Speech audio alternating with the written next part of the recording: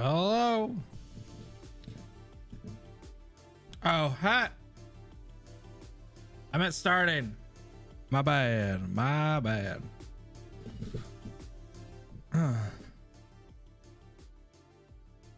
can't hear my own mic though. Hello, hello. Okay, cool.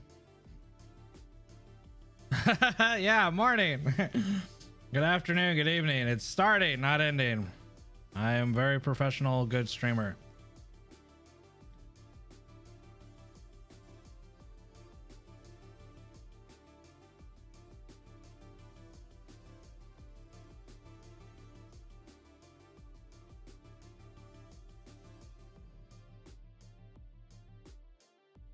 Well, luckily somebody said something.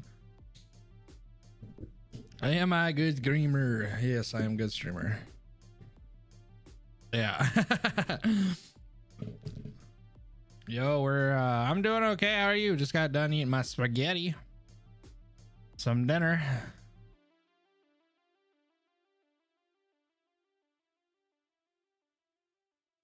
Ready to read, I think.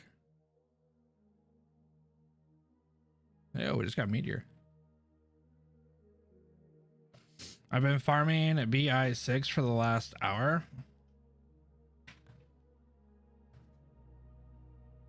Still haven't finished the last stream, so I'm not going to be up to speed. We could fill you in. It's not super confusing. Political stuff, really. Gnosis, bad guy. Basically, so far, from what we can tell.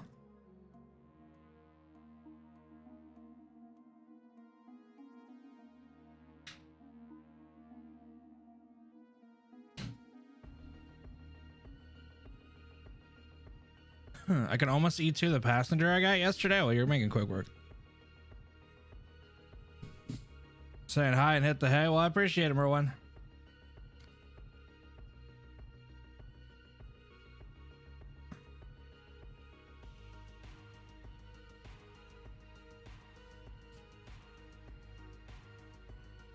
My bot is farming BI-8. That's literally all it is. And hidden conspiracies. What? Not a lot of room in here. You're messing Yoda up. But you can sit right there. Alright. Walk around. What? Or just turn it that way, I guess. I don't know.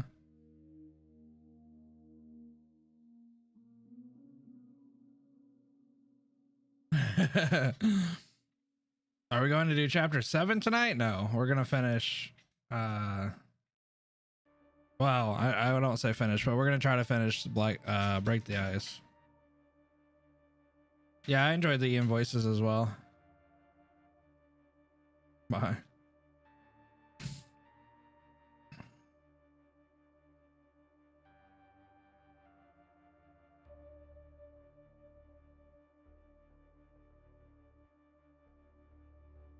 Apple pie. Yeah.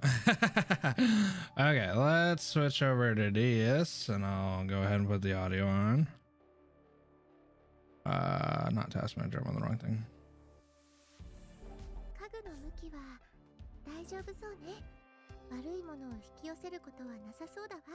Sure. Product received. Leader, wanna try out my weapon? Not like that. Not if you're gonna ask me weirdly. That's good. I'm glad you like this place. Yes, I'm back. Is Cruz here too? Is Cruz here too? No, she's over here. 36.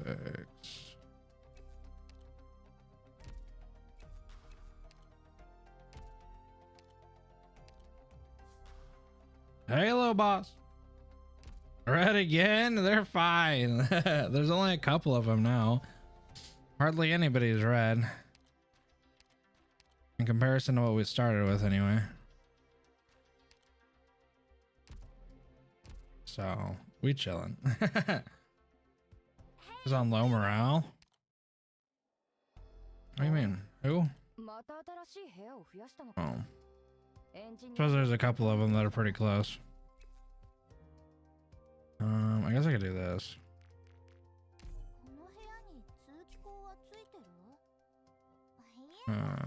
Yeah.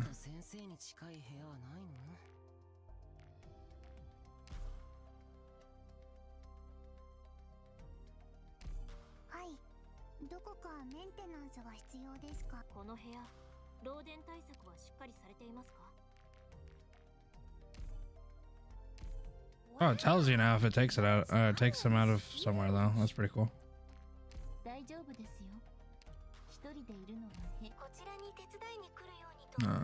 Control center. There, now everybody's happy. What's up, Prince Jay?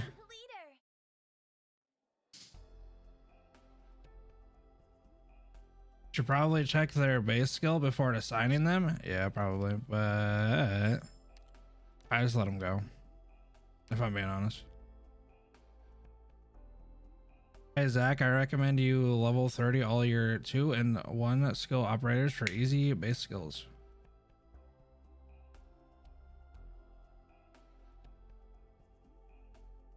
No, I'm just kidding. I have a majority of them, I feel like, pretty up there.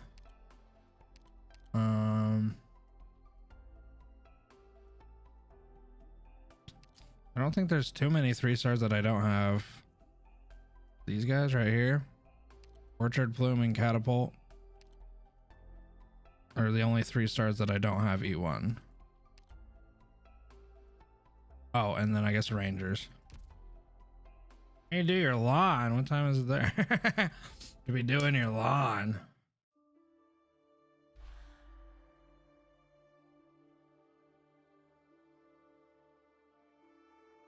Hey Zach, now that you are streaming more, how do you feel about it versus making YouTube videos and algorithm?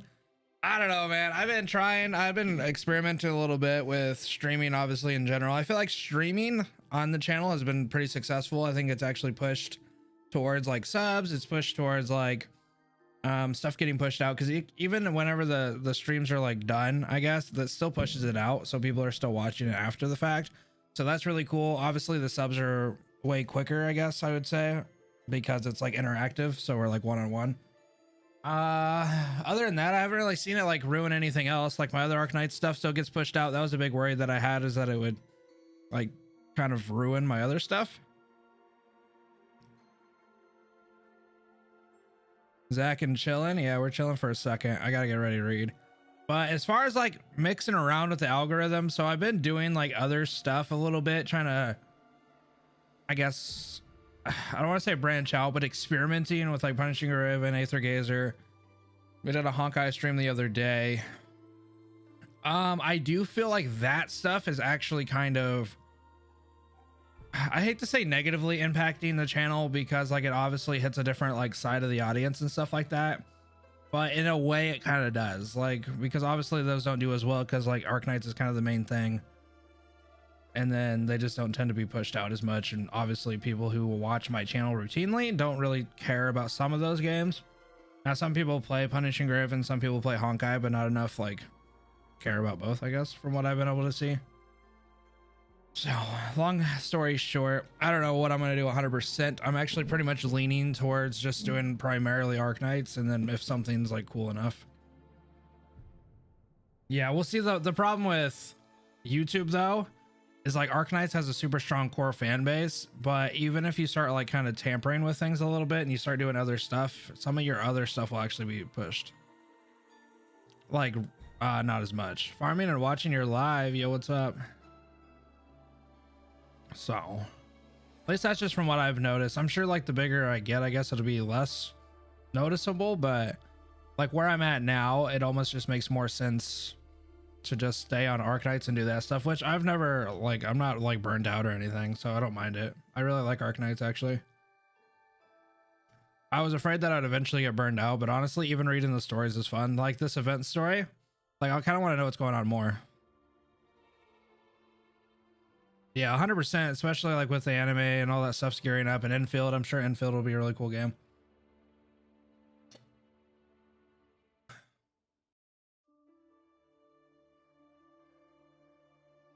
Yeah, that's 100% true, Mushu. And so like people will watch the other stuff, like, you know, some people dabble in Punishing a Raven and Hongai and stuff like that, but it's not nearly as much as like, you know, people who care about Arknights enough to like watch what I'm doing, or like, you know, maybe it's just because I have a better flow with Arknights. I'm not really sure, but yeah, I honestly think like I'm getting to the point, and I haven't really announced anything or not, but I'm probably just going to be mainly focusing. Bearded Grizzly, get out of here, bro.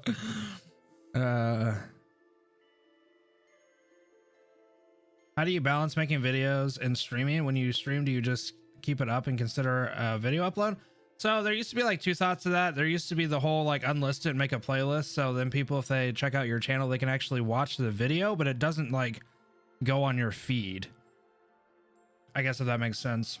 But I have found that it's actually been, at least for my channel, and maybe it's just like Gotcha Gaming, or maybe it's just Arknights in general, that leaving up the live streams is actually kind of beneficial, as long as you're making the thumbnails that say like live, like letting people know that it's a live stream.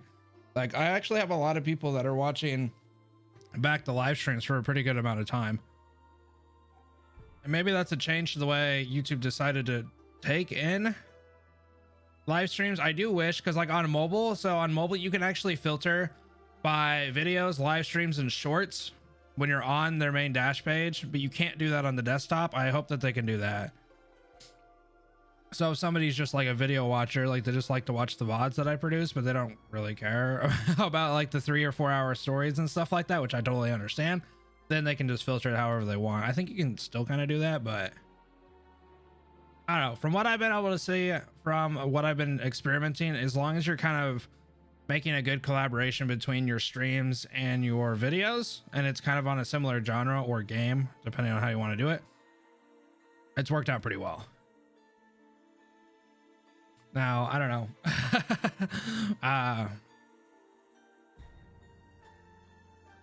Yeah, well, so you can also appear on like Arknights. Technically, like I could be sitting up there as a live stream channel, but it's kind of hard because there's so many like top tier content on there. So then there's a lot of people who are watching that kind of stuff. So hopefully the audience for that. Yeah, that's pretty much what I'm going to do on Counterside and Punishing a Raven. Glad the streaming approach is working out. Yeah, it's actually been pretty good. I think it's fun just from a standpoint of being able to talk to people, though. Like having the one-on-one connection is a lot better. Like obviously I can only do so much through VODs, like voicing my opinion, like kind of going through the motions in my head of like why I'm trying to do stuff.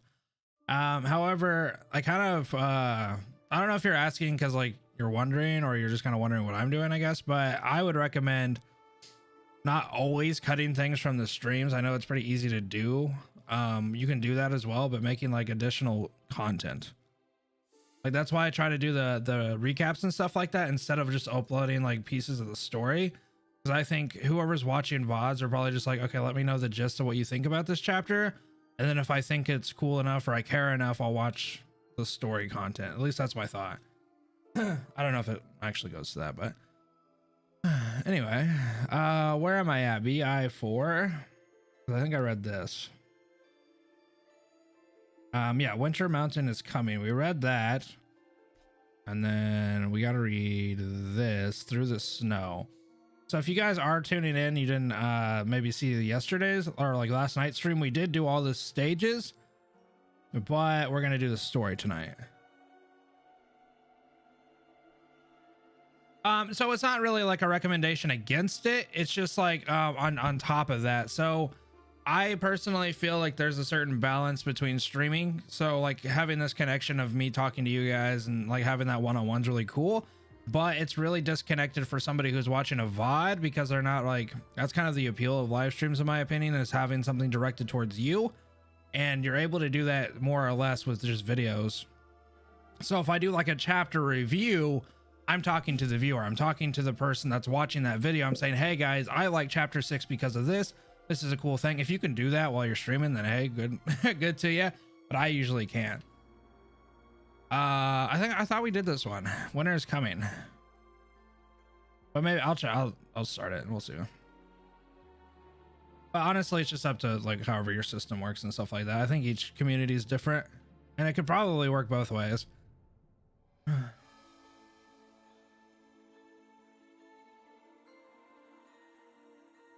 Yeah, so that's pretty much what I thought I was on BI1. Yeah, that's pretty much what I was saying, is what Grizzly was saying.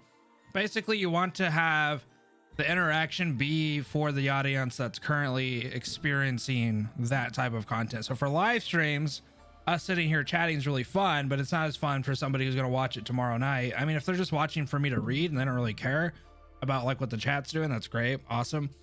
But if they want to see my review and they want to know what I think about it, then you know, I want to talk to you directly through a video. But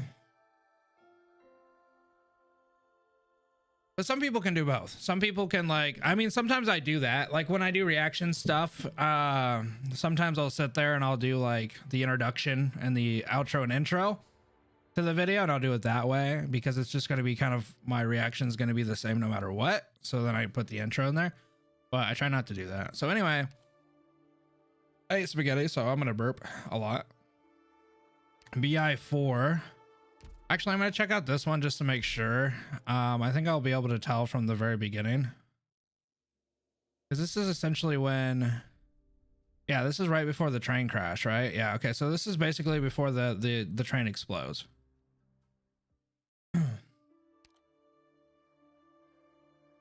Yeah, I'm like cool to talk about it, but I know a lot of people are like, all right, dude. So I kind of get off on a tangent and I'll keep talking. So damn it, I want to click the story. So I don't know. I've done a lot of different things in a lot of different ways on YouTube, and I still second guess myself all the time. Is it better if you use your sanity? That's probably true. Typically I do that at the end. Like when I'm taking like my little done from reading for a minute breaks, I'll do that. And yeah, I hope you will work to become the sanctis. Why? For Carlin trade to go further in I already forgot how it says. For Carlin trade to go further in Trag, we need a sanctis, and this is a perfect opportunity. Trag. Okay. Why? Of course, things won't be so simple. You and I know exactly what the other two clans are planning, but I believe that as soon as you are touched by the snow, you will pass the trials and become the sanctis. Okay, so we're talking about Ina before she became sanctis. The sanctis. Ina, I know you can do it. What if I don't want to? So this is probably Silverash's conversation, or maybe Cliff Hard's. What if I fail? Of all my arguments and doubts, I voiced not a single one, because I knew exactly how he would respond, just as always. Okay, so it's a conversation between you and Silverash. You are a Silverash, Enya. I want to say Aya, Enya.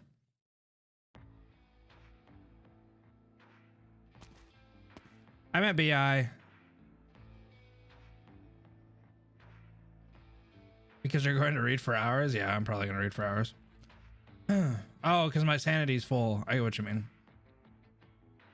Dear, would you look at that? Isn't that Sir Silverash? Impossible. Tomorrow is the day of the holiday hunt. The master is surely preparing his offerings to the sanctis.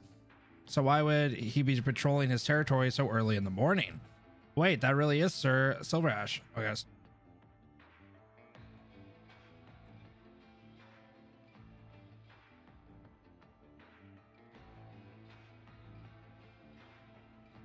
Oh my god, I almost like die when I sneeze. I hate it.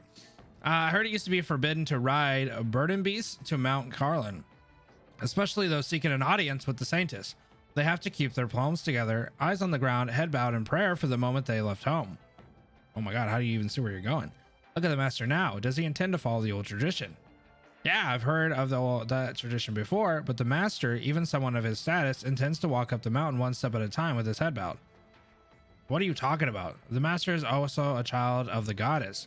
Don't tell me you're one of those pole rock idiots who have forgotten the scriptures. What kind of fool do you take me for? That's not what I meant. I'm just worried about the master. You know as well as I do that the other two clans are insatiable. The master proposed to return the sanctis to power, and they weren't too happy about that. They are jealous of all the progress that the master has brought, and even sabotage one of the railways. I've heard they're in bed together now, working to keep Chirag sealed. They wouldn't dare. Resorting to violence right before the goddess's eyes would anger her. Is there anything that they wouldn't do?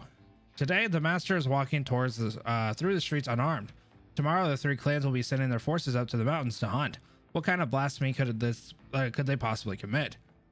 Hush, you're going to invite misfortune if you keep talking like that. Oh goddess, please bless the master with a safe journey. Oh goddess, please bless the master with a safe journey. Silverash, I didn't think we would see any worshippers as devout as you in this day and age. My apologies, Mr. Pell. The master's participating in an important ceremony and has to pray all the way there, so he cannot answer you right now. But allow me to offer you my regards on his behalf. No worries, I'm the one at fault. Oh, the goddess, please forgive me. However, the road from Terracum to Carlin is long. I'm afraid that others will be worried if they see Silverash like this. Don't worry, the master made up his mind to do this long ago. We will protect him we'll protect him all the way. That's a relief. May the goddess bless Silverash. May the goddess bless you as well.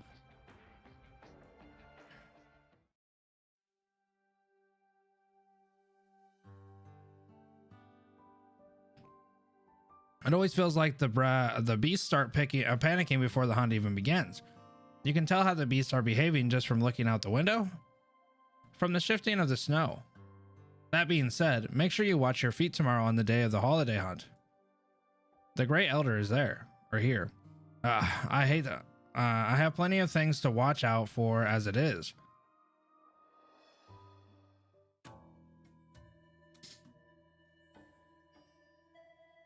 Are you ready, Enya? Enya? Yeah, okay. I've prepared my luggage and my speech. Don't worry, Great Elder. This isn't the first time I've done this ceremony. This one will be unlike anything in the past. I heard that Silverash is coming to visit the god.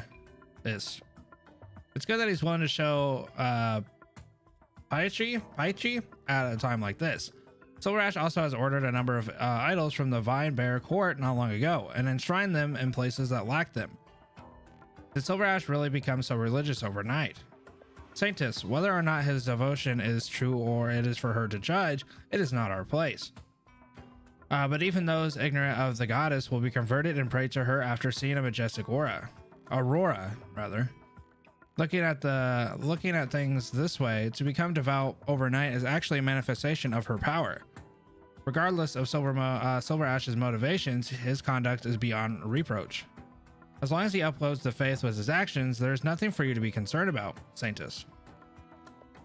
In the end, all the people of Chirag must bow to thousands of years of tradition. I hope so. Silverash aside, the other two clan leaders will head up the mountain and wait. Since you will be accepting the transfer of power from the three clans, your speech will need to be more than just satisfactory.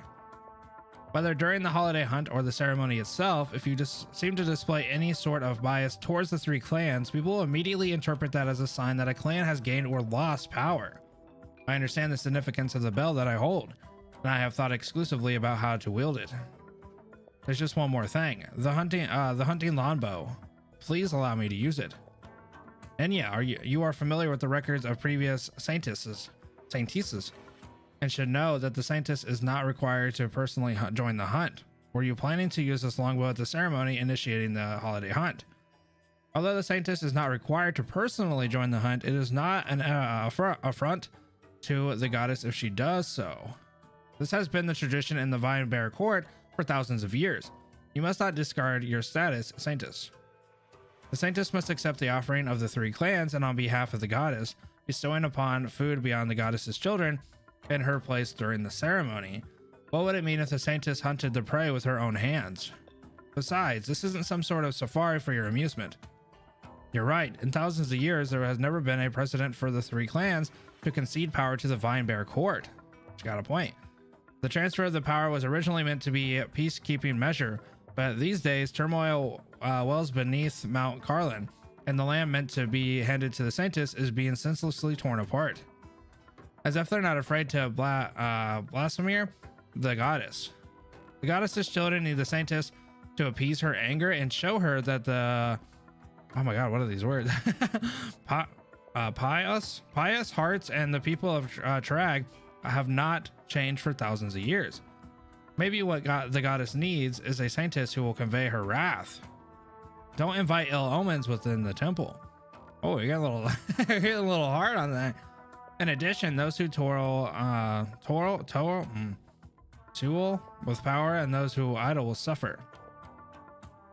Through the three clans are supposedly conceding their power to the sanctis, it is not for the sake of handing over any true authority.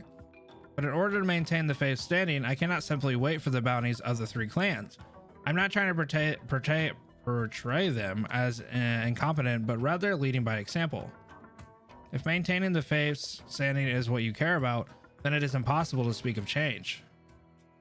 The goddess's children have been moved forward. The prayers they offer to her are certainly different from what they were 1,000 years ago. And surely she is not responding to them the same way she did 1,000 years ago. Okay, she got a point there. Got a little bit of a point. Times change, old man. I heard that the master set off from the old Silverash estate early in the morning and walked all the way here on his 2 feet without resting or taking even a single sip of water. Dad, let's fetch a bowl of water for him. To follow the old ways, he cannot eat, drink, or sleep the entire way there. But it's already been a whole day, Dad. Our town is only halfway to Mount Carlin. He's about to leave and the sun's going to set. Who knows what kind of dangers are out there in the snow? Oh, he's coming. Silverash's team quietly passes through the street at dusk. Silverash keeps his head bowed, his palms folded as he silently prays in the direction of Mount Carlin and the distance.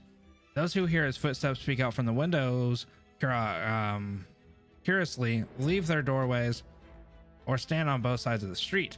Dad, if I can't get him some water to drink, then I want to follow him to the foot of Mount Carlin. I decided to follow the master when he opened a factory to teach me about technology. Now that he's demonstrating his faith and going to worship at Mount Carlin, that makes me want to follow him all the more. Without a word, the people stand up, go down the stairs, and follow Silverash's guards into the snow. So yeah, he has a oh, that was just the beginning. Right. I was like, that was short. Yo, Silverash has some drip though. Sir, have some water. You haven't had so much as a sip since yesterday. You still have a hunt later. This is too. No need. But this is my decision. Don't make me say this twice, Matterhorn. Yo, Matterhorn's just trying to be a bro, dude. He's just trying to give you some water. Give it up, Matterhorn. You know better than anyone how stubborn Sir Silverash is. You knew he wouldn't accept, so why even ask? I must at least try. This too is risky. Risk and opportunity are two sides of the same coin. It has always been this way for us. All we have to do is listen to him.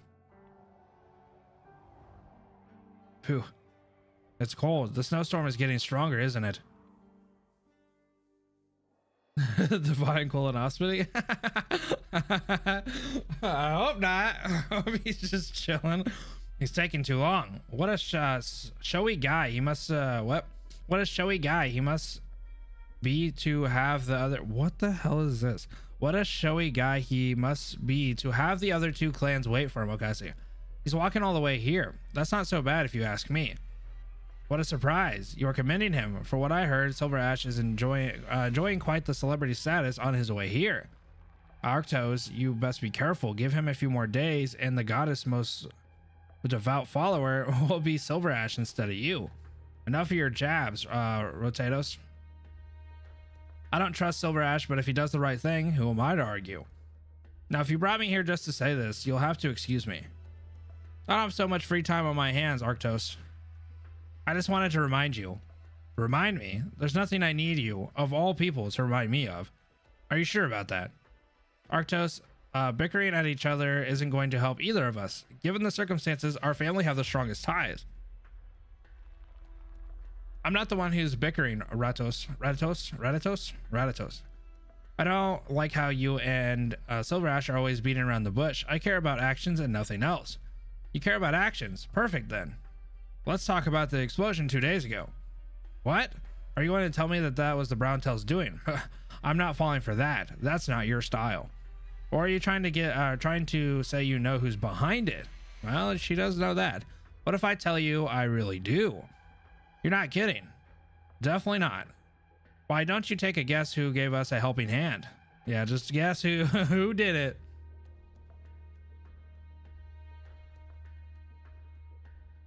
Is it Munch? Munch. Just where did she go? Yo, Munch, when are you going to be a playable character? That's all I care about. Are you looking for me, madam? Do you really need to ask? You're usually pretty quick on your feet. Why are you wandering about like you're going to the park? Now, of all times. I told you we must be ready for this hunt. Whatever, how are preparations going? To tell you the truth, Munch, you're the most dependable warrior I have. It's all down to you whether I can bring honor to the Browntail clan and get back that... Oh. Okay, let's get a little spicy. Okay, it's all down to you whether I can bring honor to the Browntail clan and get back at that bitch, Ratatos. Okay, madam, if I may speak my mind, if you have something to say, say it. Why are you so bad, bro? Right. As I see it, if you truly wish to impress the matriarch Ratatos with a fine performance that she sees you in a new light, I'm afraid you set your sights on more than just a hunt. Or you should set your sights on more than just a hunt. I'm aware of that, but what else could I do? Ratatos always has everything thought out well in advance. It's not like she's not giving me any chances. I guess she's a little smarter than me. But I'm not useless either. That's why you have to make sure you're to do your job well, no matter what it takes, Munch. She got a weird name. You and I will sap some of the... Oh my god, why is she getting so angry? You and I will sap some of that stinking bitch's arrogance together. I will show her how amazing I can be. Kind of impress her, but you're talking heavy smack. I understand how you feel about the Browntails, madam. But in that case, you should really set your eyes on more than just the hunt. Tell me then, what else could we do? If you trust my judgment, what are you talking about? If I don't trust you, who else could I trust? I appreciate your trust, madam, so please leave this matter to me. I have a few ideas, but we need to be careful. It is not the right time to jump to conclusions. As for you, madam, to make sure everything else goes well, please do not tell Sir Yucatan about this affair. Yucatan? Not even Yucatan? Yucatan? Maybe it's Yucatan. Right, he's always in the way, treating me like a little girl. He even tells on me to Ratodius. Oh my god, how do I... Ratodius? What the heck? Potato? Potato? Ratodus. Rate? I don't know. If I don't know, I'll leave everything to you, Munch. Don't disappoint me. I can say it if I talk fast, but if I think about it, then I end up screwing it up. Of course, please rest assured. When all is said and done, I will make sure you get your time in the limelight. Ratatos. I think it's how I've been saying it.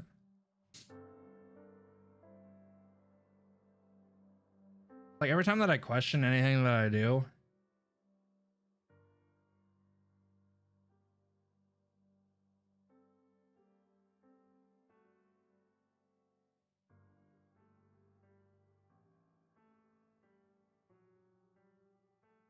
it's rotor toes? Is it rotor toes? The sound of the bells from her purest soul. The sound of the bell rings from her purest soul. Those who love her cast their heads down to listen, and the goddess shines her countenance upon her faithful children. Rotor toes? Okay, I'll just say that then. Maybe that's easier. Listen, the bells of the hour have chimed. You were almost late, Sir Silverash. I beg forgiveness. The path of enlightenment is always a treacherous one. This too must be one of the goddess's trials for the Silverashes. He walked all the way from Tuckercum to Mount Carlin. It must have been an exhausting journey. However, I hope you will find your right path forward. With your blessing, a great sanctis, the path ahead is shrouded no more. Even as we speak, I'm making my way towards the goddess's teaching. You have a fine way with words, Sir Silverash. You flatter me.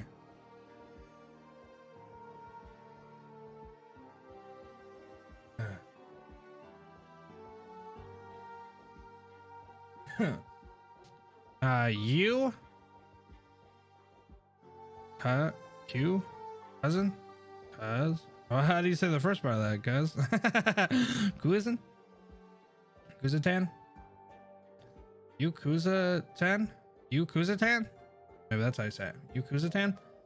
I am profoundly humbled to be welcomed by the great sanctis herself. With the pomp and circumstance of your entrance, I wouldn't dare to give you the cold shoulder, Sir Silverash. Where can I find the great elder, if I may ask? LMAO. Well, like cousin, I can say cousin, but is it like cuz? I don't know. I say cousin, but cousin? It's not. I don't know. The great elder is preparing for the ceremony. Such is why I'm here to receive you myself. For this holy hunt, I shall follow the goddess's will and stand alongside you to bring the ceremony to a successful conclusion. Yucatan. Yucatan? Yucatan? You mean you personally take to... Oh, wait. You mean you will personally take to the hunting grounds? Do you two think my decision is a rash one, Sir Silverash? Not in the slightest. I'm slightly overcome with emotion. It seems you have come to realize the gravity of your position as leader of the 3 clans. It's an unfortunate thing for Chirag. Perfect? Yucatan? Yucatan. Okay. It's my responsibility. See if I can't remember that. See, the thing is I can go through this and I can like read it like that and then say it right, and then I'm not going to be able to say it right when it comes. I got a little brain. Great Sanctus, Sir Silverash, the holy hunt will begin shortly. Please hurry. It's nearly time. Please come with me, Sir Silverash. After you, Great Sanctus. My mouse is lagging and it bugs me. Sir Silverash, what is it? Whether your path is right or wrong, Chirag has its own path to follow. No one can decide for all of the goddess's children. I feel the same way. Our merits are not for others to judge. Now that things have come to this, there's no reason for me to back away with my actions. I did all that I could, nothing more.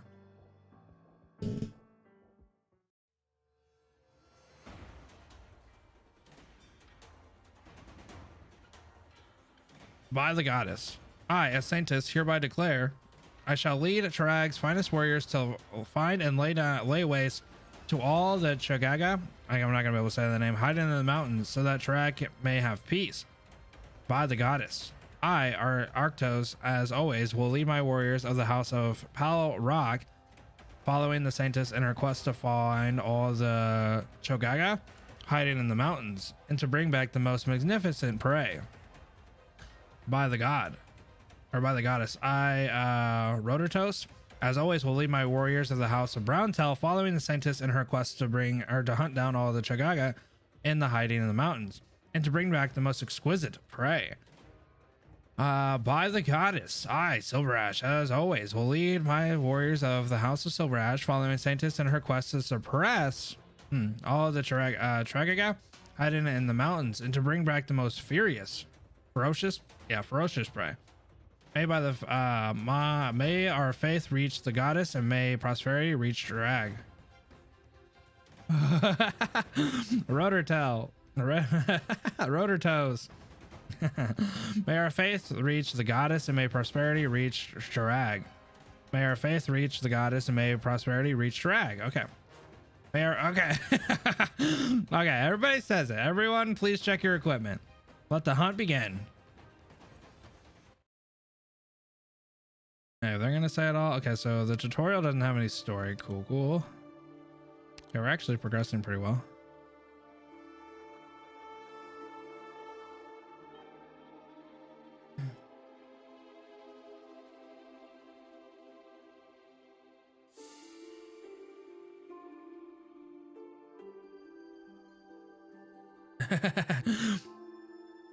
Rotor toes. At least it's not sound like potato. I know. I always say potato. I don't know.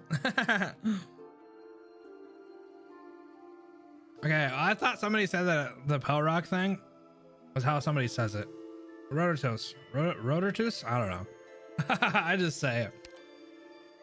I feel like if I keep trying to change it, I'm just gonna get my head hurt. The leader of the men knelt before the goddess and offered her the highest reward, thus asked, "These lands are no longer masterless. All who live on these lands worship and revere your holiness. And so, please tell us what is our name." And the goddess answered, I have a name for thee. For this day, these lands shall be called Chirag, and thou shalt be known as the city of, or the children of Chirag, the goddess. Page 2. Okay, so we're going to hunt. Sir Arctos, I'm here. Your orders, great scientist. Scientist, wow. No need to be so tense, Sir Arctos. I don't eat people. This is the first time you are participating in the Holy Hunt yourself, Sanctis. I am not the only one. Take a look at the warriors around us. With you gracing our presence, we are all tense, eager to put on our best show. As a Sanctis, I believe participating in the Holy Hunt with the warriors of the goddess is my rightful duty. You make a fine point. Let's not talk about me. It seems something has been on your mind since the hunt began. If there's anything you'd like to ask, please don't hesitate. Haha, I guess I wasn't going to fool the Sanctis. If you don't mind, you can think of me as a friend. And I too will think of you as a friend. Great Sanctis. In my heart, I see you as a friend, great Sanctis. In that case, let us talk as friends. Very well, then if I may speak my mind, I want to know your thoughts on the whole transfer of powers affair. How straightforward. We are friends after all. When it comes to battle, the Pelrocks. Yeah, I don't know. I always read it as rock because isn't the CH make a K sound? I don't know. Pelrocks are no less impressive than the Browntails and Silverashes, and refugees, though we are no match for them. Hiding machinations and manipulating others, it's not my style. You are right. However, my friend, you will have to forgive me. Before I answer your question, I must first make sure of something. Please go on. Sir Arctos, you are a brave, loyal warrior. I knew you as a frank, straightforward individual, but I also know you nonetheless give your matters due consideration. You say friends should not hide anything from one another. Let me be honest and get to the point. I would like to know why you've been so... What is it? Been so struggly? I don't know how to say that word. Against Silverash's plans to open up the outside world. I'm a ruffian, Sanctis. It doesn't matter how much Silverash boasts about his so-called opening up and how attractive it all is. I don't care what windbaggery and lip service. All I care is about what he brings. And I see him bringing waves of unfaithful foreigners gushing into our homes, the destruction of our lands and mountains in the name of expansion, and the children of the goddess losing their faith after working in his territory. The things he brings to Chirag are convenient. He rakes in a lot of money and has built many houses on the back of it. I know all that. But if everyone takes after him and casts aside faith in the name of prosperity, what will become of our lands? The goddess ordered the Pelrocks to protect Chirag. As such, I, Arctos, will not allow anyone to bring it to ruin, however they try. Now I understand how you feel, Sir Arctos. In that case, it's time for me to answer your question too. Sir Silverash proposed to turn over his core lands to me. It was so sudden that it caught me by surprise.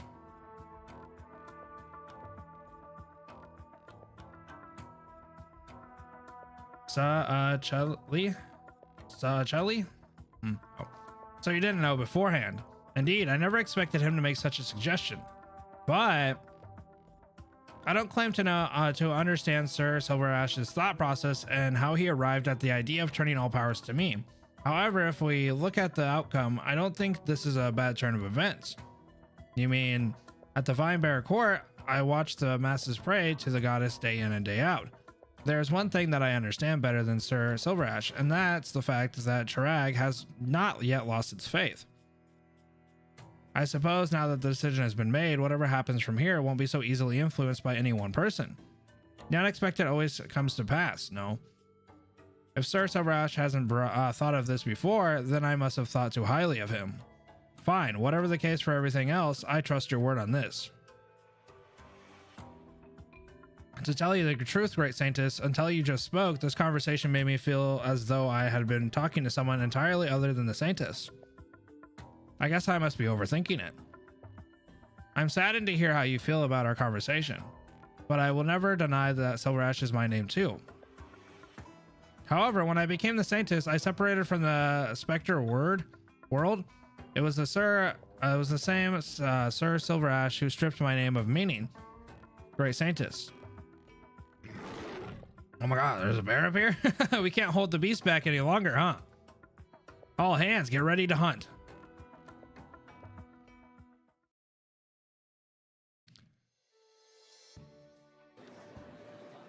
Sanctis portraits, sanctis embroideries, sanctis sculptures.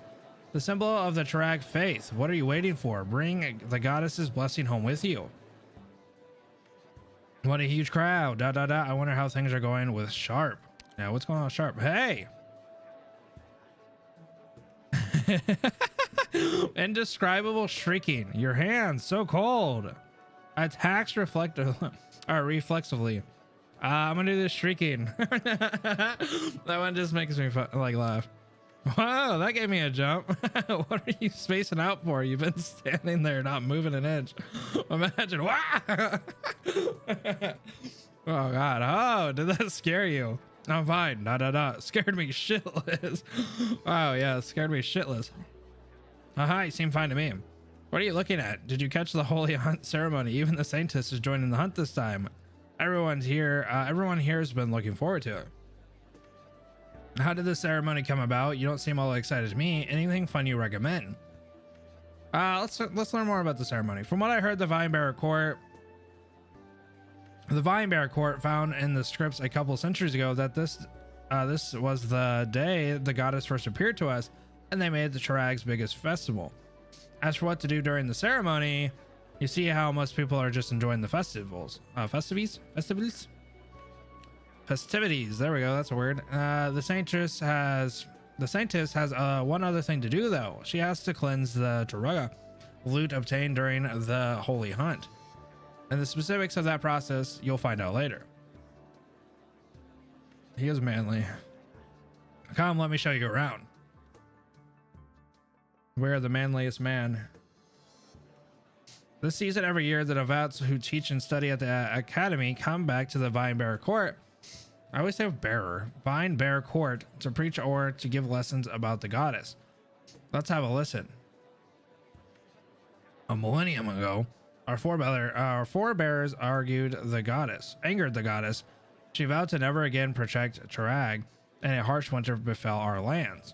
Every year, to calm her fury, the Vinebearer Court picked the girl with the purest soul to head skyward towards the mountaintop, carrying a bell that represents her, until the young maiden sacrificed her soul to her. Oh god. When she heard the cries of the 100th girl, the goddess at long last forgave the people of Chirag, and the cruel winters came to an end. That was how Chirag's first sanctis came to be. So until then, you just had to like sacrifice women? Okay. This again, huh? Right, I read a different version of the story in the Vinebearer Court text. A different version. Every year, to calm the goddess's fury, Chirag chose a girl to be its sanctis, who was to sit atop Mount Carlin, and pray until her death. Okay, the goddess is said to have appeared before the masses as a young girl, so everybody believed that Maiden's pure soul could reach her and beckon her back to us. This ritual continued for almost 100 years. Over time, the people gradually turned against these reciprocated rituals. There was a rebellion against the Vinebearer Court led by a small clan leader whose daughter was chosen to be the sanctis.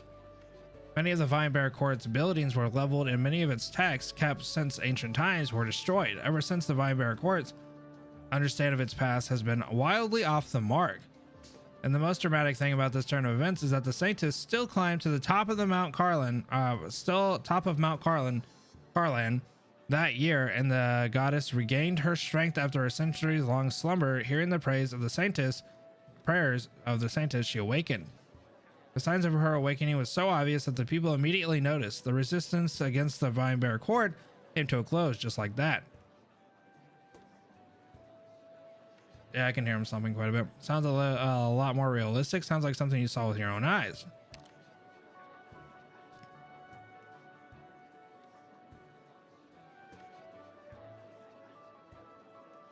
Yo, what's going on?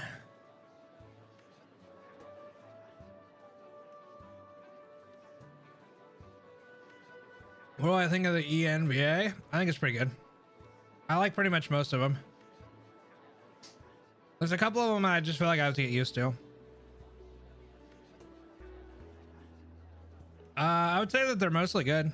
The only reason I'm kind of off about some of them is just because I'm used to like the other voices, obviously. So I just gotta get kind of used to it.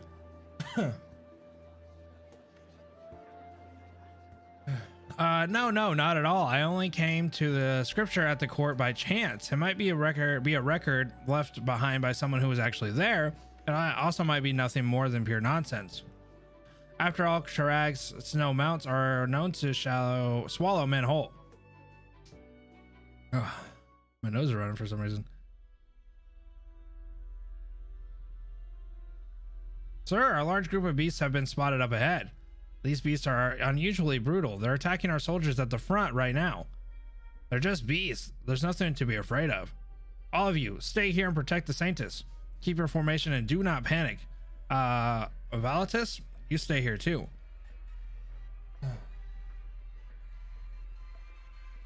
But I'm really glad that the global server have come that the dev are just caring about. Yeah, the devs seem like they really care. Obviously, they gave like a 10 poll too, didn't they? Like, so we all got free 10 polls, which that was really cool. And then it's an awesomely free to play game. Everyone else come with me. We'll back up our brothers up ahead. Plus having EM voice is really cool too. Sir Arctos, wait. Great Sanctus, I will come with you. Great Sanctus, your safety. Valahis, I said this earlier. I thought I said it right. Valahis is right. Your safety is what's important here.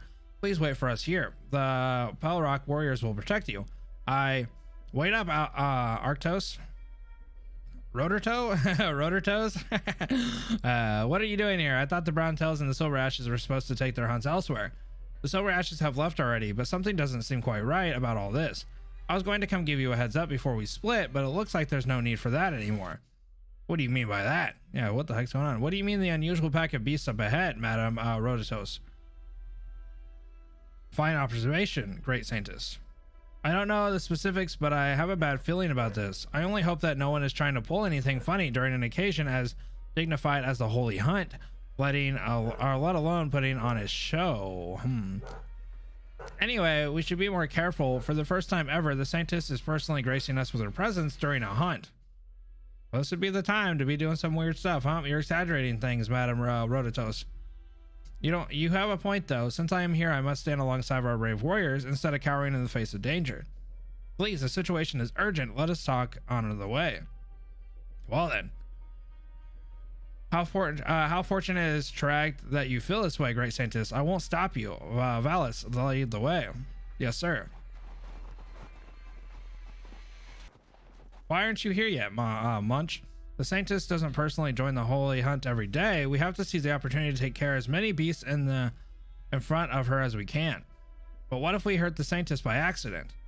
Whatever. It's not like that bitch Rotortoast would do anything. Worst case, I'll own up to it. You must take this chance, Munch. My mouse keeps lagging. It's kind of bugging me.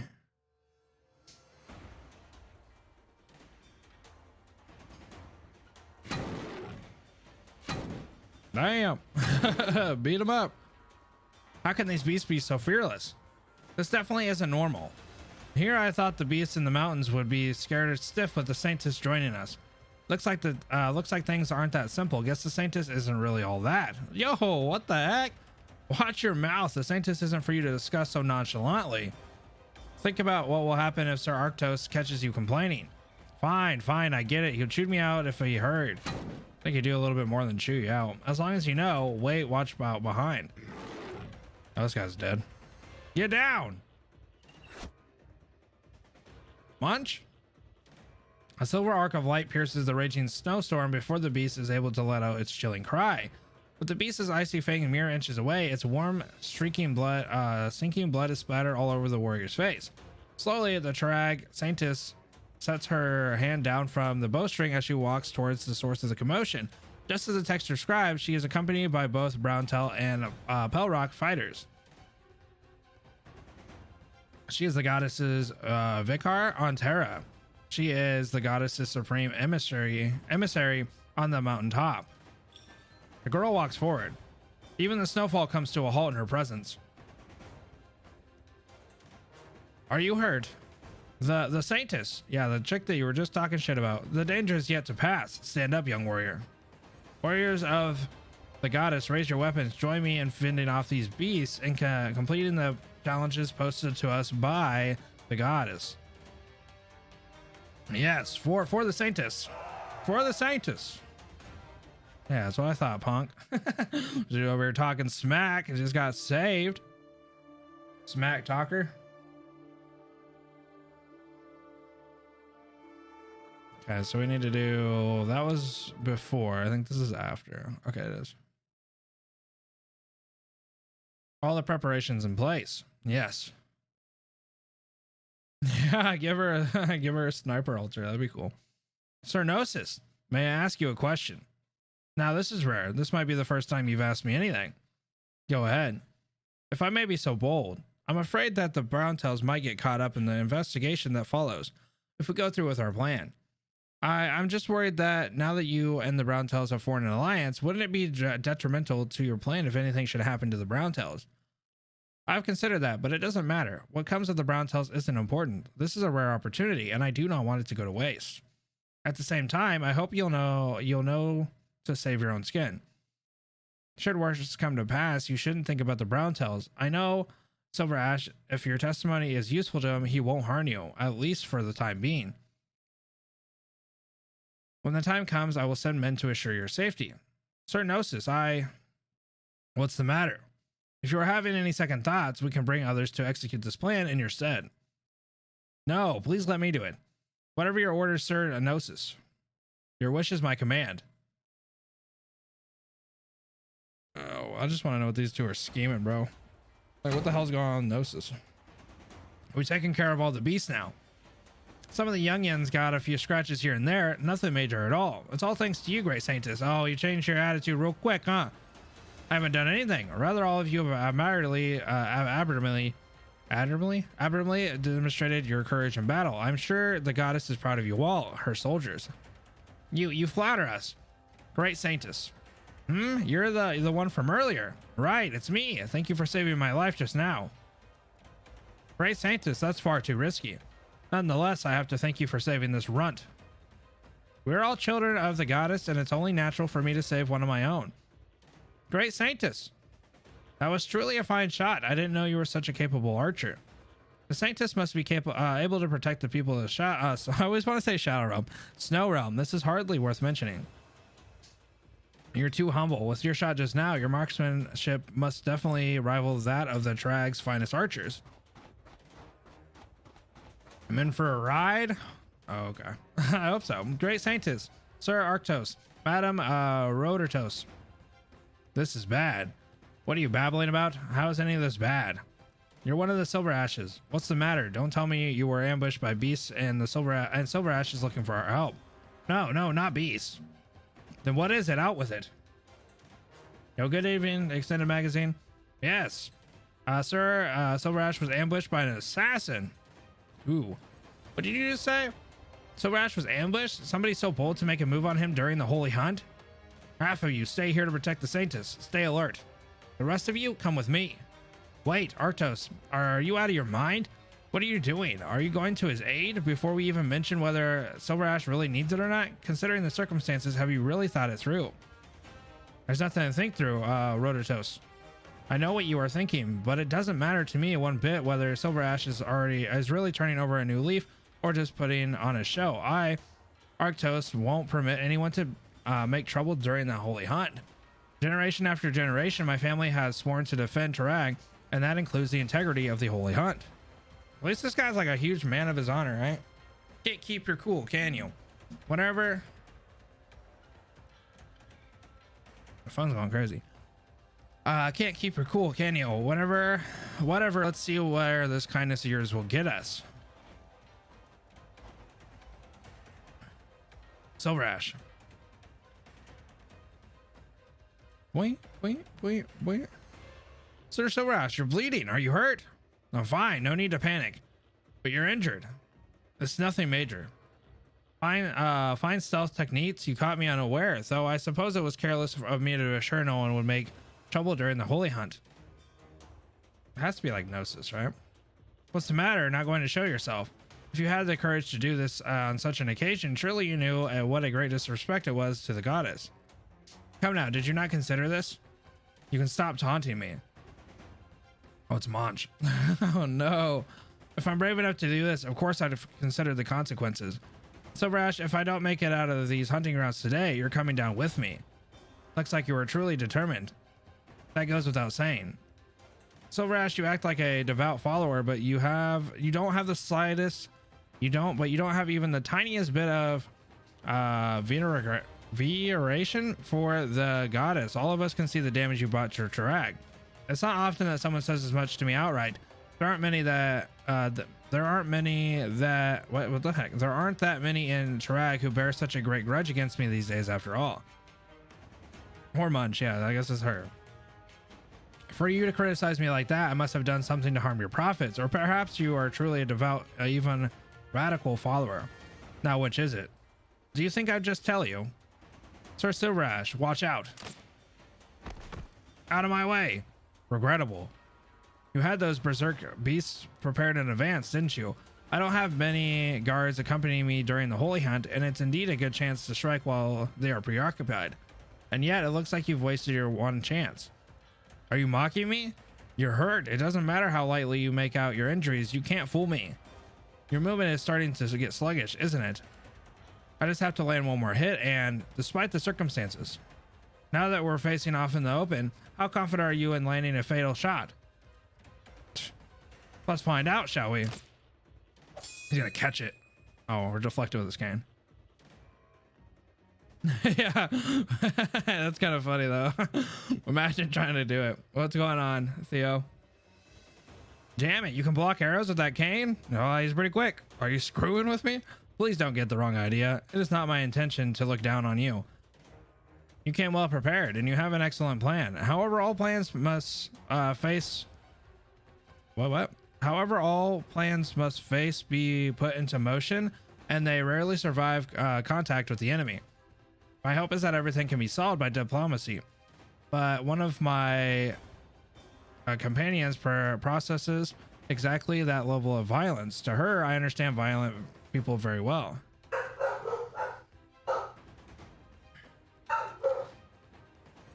Well, the translations don't help that I also can't read very well.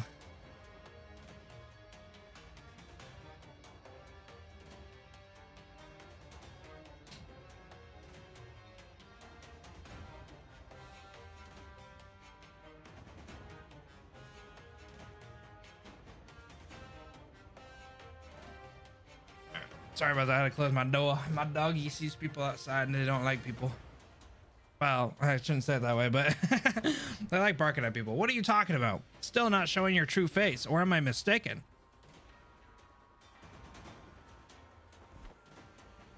Yo, it's Sharp doing up here. It's a little hard to slice through an arrow after all. You! But that's just part of the job, Mr. Silverash. So will you two keep the fight up? That is not for me to decide. Puppers do be barking. Giving up is the best course of action here. At the very least, no lives will be lost. You can drop the kind act. It disgusts me. You want to get information from me, don't you? You want to know who it is that wants your life. I mean, he didn't really say that. You're the one that said that. But we kind of already guess. I've considered that, but it doesn't matter. What becomes of the brown tails isn't important. This is a rare opportunity, and I do not want it to go to waste. Yeah, they do that. They say, get away from my damn house, bro. At the same time, I hope you'll know to save your own skin. Should worse come to pass, you need to think about the brown tails. I know, Silverash, if your testimony is useful to him, he won't harm you, at least for the time being.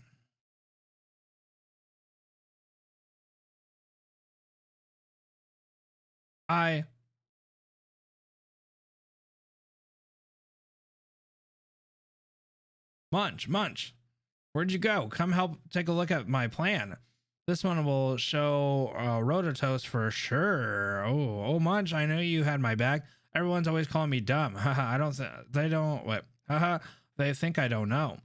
Munch, tell me, do you think I make something of the brown tails? I can, right?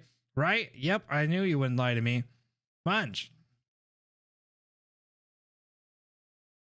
Yeah, I think it's getting really good. I've had a lot of fun reading it, honestly. I won't let you.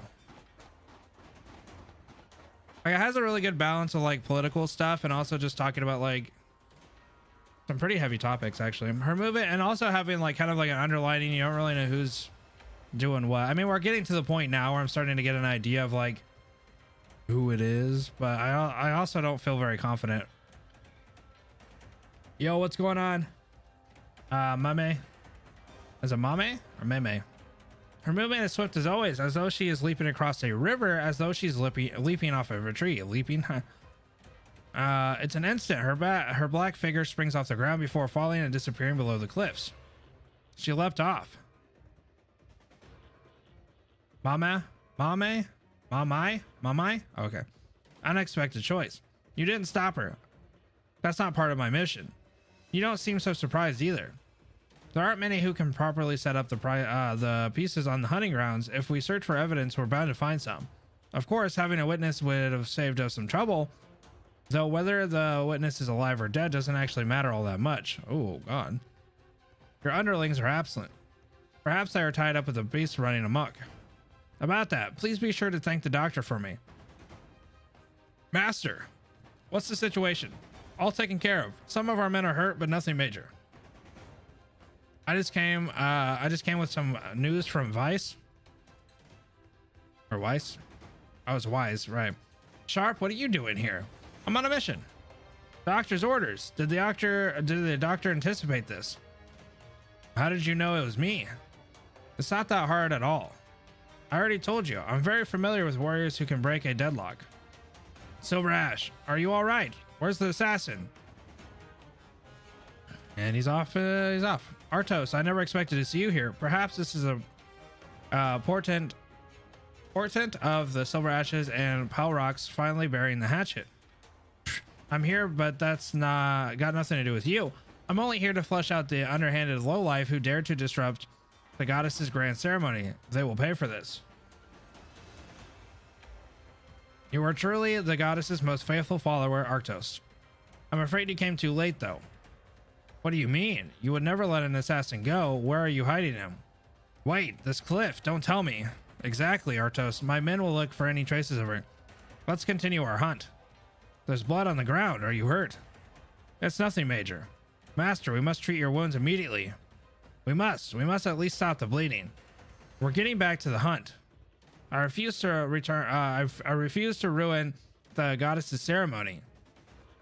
Send the word out that all is well. Of course. Before everyone's eyes, the young head of the Silverash's clan takes a step forward. The snow blows all around him, scattering as he gazes upward. This is not a simple scripture that depicts such a sight. There's not a single scripture that depicts such a sight. The patches of red behind him gradually turn fainter in color before finally leaving nothing but pure white that blends into the mountainous scenery. No one can stop him. No one dares to. Silverash keeps walking straight ahead. This is starting to pick up quite a bit. Whoa! I didn't mean to do that. Okay, so we just read this. We got this one. We're actually making some pretty good progress. I think I'm going to grind out this one for a couple seconds. Let the old vocal cords sit for a little bit. Give it a little bit of a second here. Looks like things are heating up. Yeah, we're about to get some cool parts, I feel like. Trying to figure out what like Gnosis's thing is. Like obviously he's like doing the stuff behind it, but why? Like obviously he feels betrayed, but the esophagus. Yeah. Well, if I talk too much like reading wise in a row, I either start stuttering a bunch or my throat gets really dry. So plus I need to use some of my sanity anyway while we're sitting here.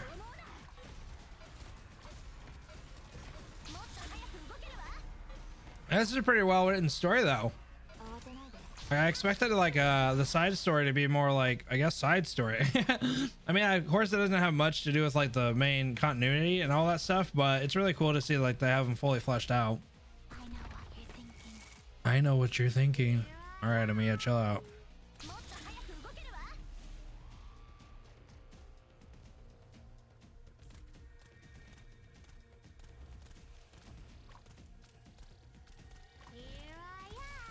Are they all canon? Well, I just meant like they don't like tie all, like they don't always tie into like the main story though, do they? Been trying to trust farm this stage. The lowest amount of operators I used to clear this is 5. That's kind of wild. I just try to clear it as much as I could. The looks, just the looks. I think she looks really cool. You talking about her? Yeah, she's like she's a pretty interesting character. I don't know what animal she's supposed to be. Kind of looks like she's supposed to be like a longhorn goat, but I'm not really sure. I'm not sure if that's right or not. I like how she uses like double swords and stuff like that. Although, well, I guess you said just looks, so I won't speak on her mechanics, but Mission accomplished. May my hail of bullets bring you eternal peace. she's a goat like Candlelight, a mountain goat maybe. Okay. Well, I didn't know if I kind of thought she was a goat, but I just want to make sure because sometimes people like may look like one animal, but they're another one. But a mountain goat kind of makes sense because she has like the long like long horns.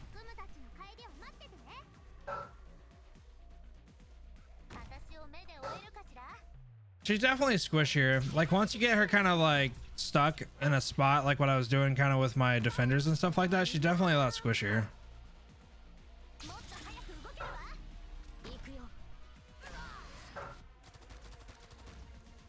She does have clout. Yeah, didn't she win that 3 times?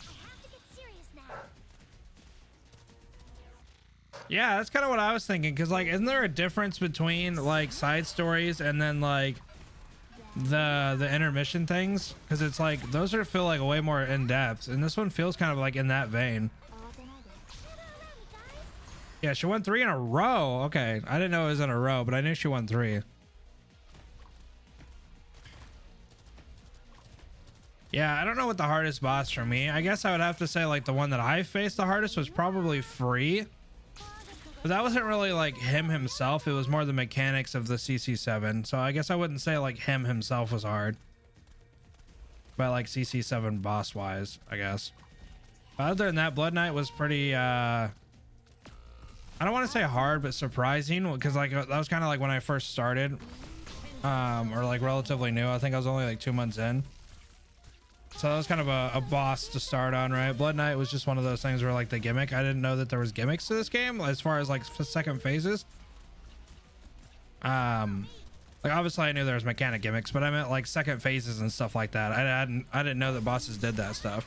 So whenever I killed him the first time, I was like, awesome, that was cool. And then like he just comes back, I'm like, okay, never mind. Yeah. So I like bosses a second mechanic. So like hers is kind of annoying because she does that whole stun thing. And then everybody's just kind of screwed, but I think it's kind of more fun, I guess, because like you have to kind of play around it. You can't just cheese them. I mean, I am kind of cheesing it because I have Searcher, but you know what I mean.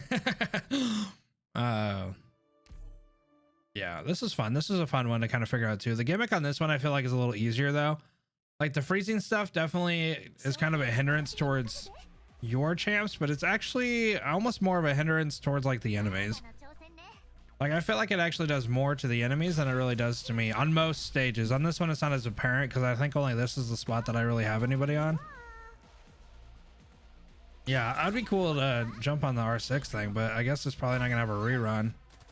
I'd have to wait to see if they're ever gonna do a rerun collaboration though.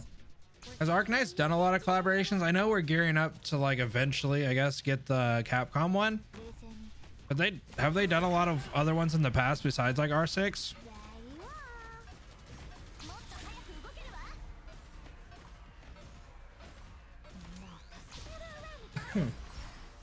That'd be pretty cool. Between Radiant Knight and Black Knight, that'd be cool. Yeah, and that was the thing that I never caught on to at the very beginning, Christopher, was the fact that he's immortal if you let him heal. And I was like, okay. Yeah. Emperor's Blade bastard. The KFC. Okay, the WWF one's actually cool, but KFC is kind of a meme.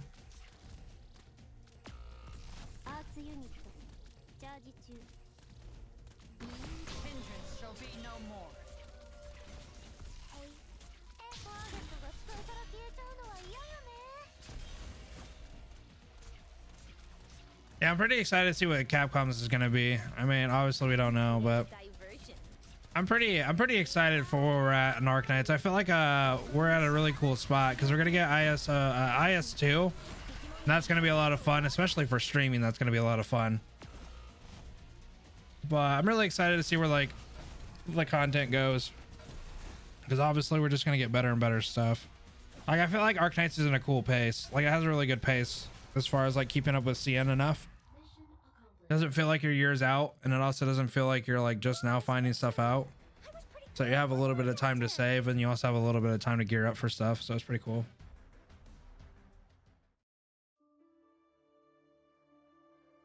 That's kind of cool. I mean, that's kind of cool that they had Arknight songs, because Arknight songs are bussin'. The Ursus army.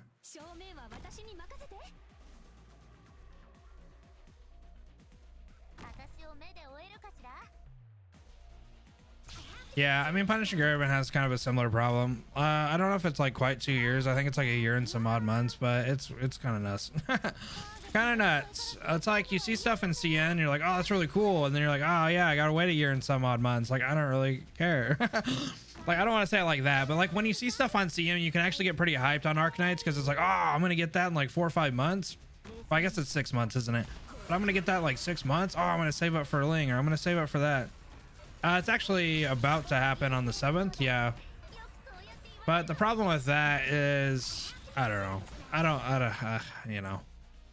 I think it's already done did. I think Punishing Graven waited a little too long to put out ads and stuff like that. I feel like people will join for New Year just to kind of get the units. And then a lot of people are just going to not play again. So I think Punishing Graven's going to be chilling for a bit. The people who played from day one will probably still play, but the people who haven't or had quit and come back for New Year are probably just going to grab New Year for collections purposes and then just be done, I guess. I don't know. I hope not, but they're just like the way that they market stuff is just kind of that way. But I feel like Arknights has a pretty good flow, especially like the way that they advertise stuff. I love the PVs. I love the trailers. I like the music videos they do. Like they do so much to incorporate outside of the actual game about the story and lore that it's just almost hard to ignore it. Like to me, that's considered like really good advertising, because it's like, here's all the cool stuff. You haven't even played our game before? Well, here's a little piece of the lore just to get you a little bit hooked. Here's like a 3D animated trailer. Now I know they don't do those all the time, but just having them every once in a while is really cool. I think it's for like the anniversaries though. No, I'm just taking a minute. If I read and read and read, it hurts my... No gravel scan? Yeah, I don't have it yet. It's in the shop though, isn't it? Yeah, but that's what I'm saying. Like, you just have stuff in your playlist. Like, Arknights releases music, and it's like, oh, I can actually kind of listen to this, like, outside of Arknights. So I guess if you don't like Arknights, you can still listen to their music, because it's still busting stuff. But I don't know. I feel like they do it a little bit better than most games do, as far as, like, I don't know if you want to call that advertising, but that's what I call it, because it's, like, promoting different aspects of the game.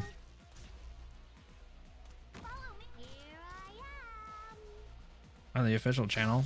I guess the, I won't say crappy part, because the artists obviously put a lot of time and effort into it, but it's hard to react to some of the music videos because they are like copyrighted sometimes if they do like the collaboration ones. But I totally understand, because obviously like they're paying artists to do it, like, you know. Yeah, I never really got into FGO. I don't know if it's FGO or do you call it, I don't know.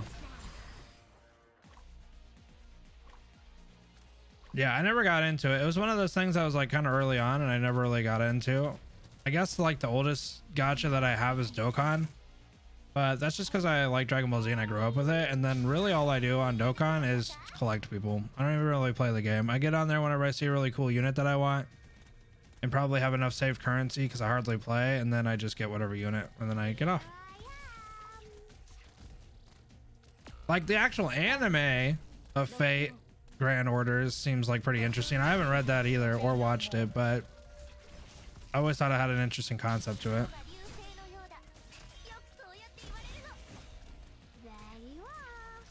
Yeah, I mean, that's 100% right. If you don't like the tower defense side of it. I mean, I would argue that it's a little bit different than your traditional, like, obviously that's not what you're saying, but when people look at it, I feel like a lot of people misunderstand that this seems like, oh, it's just a tower defense, like how fun can it be? But it has a little level of complexity that you almost have to play to understand, like, oh, this is not just your, you know, balloon tycoon monkey game. So but yeah, I definitely understand that, because a lot of people like hack and slash. So I feel like if infield comes out, depending on what type of game it's going to be, a lot of people are going to be pretty happy to be able to do it. I mean, I feel like it's going to be more like a story run around type of game from what I've been able to see, but I'm not really sure.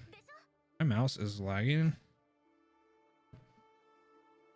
So obviously we don't know what infield is going to look like, but from what the little preview that we saw, it kind of looks like it's going to be, you know, run around story driven, or at least have like some sort of free roam in little areas. Anyway, good evening. How you doing?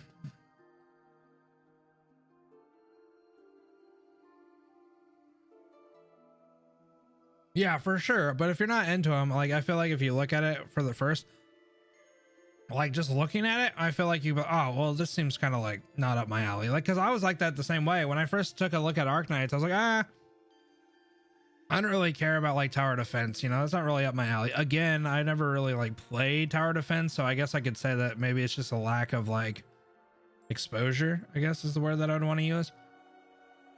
But yeah, I don't know, I just tried it because I watched all the PVs and the trailers. I'm like, oh, that shit looks awesome. The music videos look awesome, the PVs look awesome, the trailers look awesome. I'm gonna find a way to get into it. And then I actually found out that I like the tower defense in this game. Yeah, I'm willing to wait for infield. If whatever they got to do to like make that good and not rush it, I'm cool with it. I mean, I assume that they're going to have some sort of information since they went ahead and announced it, but I'd be all right if it came out like next year.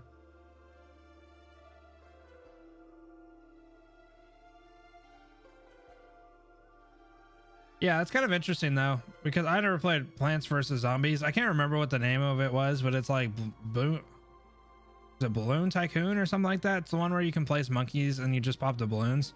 My buddy used to play the hell out of that in high school, and I always used to watch him play it, but I never really had any much interest in it. Yeah, Balloons Tower Defense. Yeah, maybe it was just Balloons TD, wasn't it? And then they had like 2, 3, 4 or whatever, and they just kept going up. Yeah, I wonder, do you guys think that they would do that though? Do you honestly think that they would go, yeah, Balloons TD, yeah, Tower Defense. Do you think that they're going to go Arknights too, or do you think they're just going to kind of expand on Arknights forever? I always wondered that. Like, do they go Arknights too eventually? Like, obviously they have infill, but that's going to be its own separate thing, I think. Do we have any? Actually, now that you say that, I don't know. Monkey operators? I don't know. Most of them are like... Well, yeah, we have bears too, I guess. I was gonna say we don't really have bears either, but we have Aurora, which is literally a polar bear. No monkey? I don't think so, actually.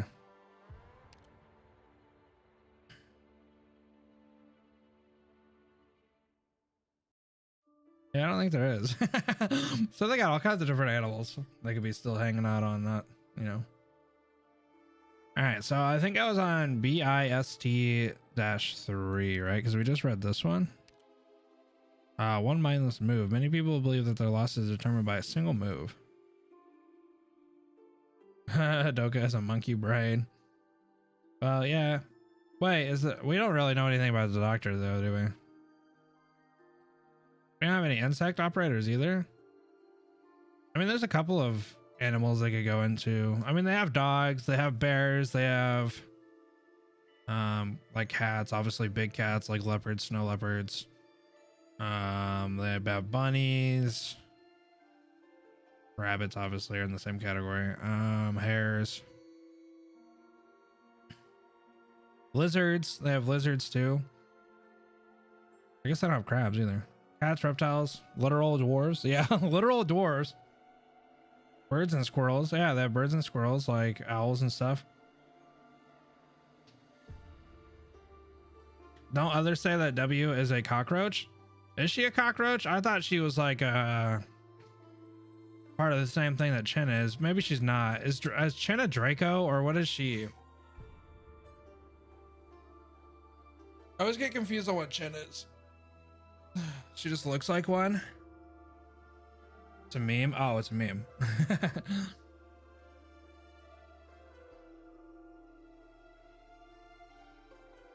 Or a sarcasm. Yeah, I know what it like. Okay, so sarcasm though, like what is that actually? Chen is a long, I think. A Chinese dragon. Okay. An Eastern dragon. Well, then who's a Draco? Who am I thinking of that's a Draco then? It's not Tallulah. Tallulah and Chen are... Wait, if somebody's related to somebody, are they going to be of the same, like, animal? Or are they... Does it depend? Or Western dragons? Okay, so Tallulah is the one I was thinking of. The Western dragon. So even though they're related, they can be different like subcategories of an animal. Oh, okay. That's pretty interesting.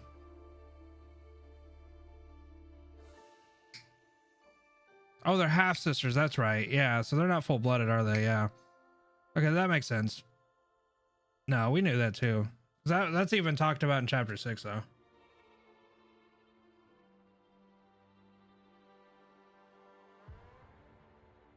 I guess that makes sense because Patriot's a Wendigo and he's a Sarkaz as well. Spoiler? What's spoiler? No, I already knew they were half sisters. Chen and Tallulah? That's already talked about. And I knew that Patriot was a Wendigo. And I knew he was a Sarkaz as well. Okay, anyway, let's go ahead. I think we did this one, so let's read this. Let me just make sure. I see this is what happens when I forget. What is Sora? Okay, yeah, we read that. I don't know. I have her. I can go look. Hey, leader. Sora. I don't know if it tells me like, it's just gonna tell me the race she is though, huh? So the race. Oh, Jesus. Oh, never mind. Unknown as requested by management agency. So, I mean, her race is unknown. So I guess it's really not. The event plot is literally everyone back stabbing each other. It kind of is. Okay, so we're ready for this though.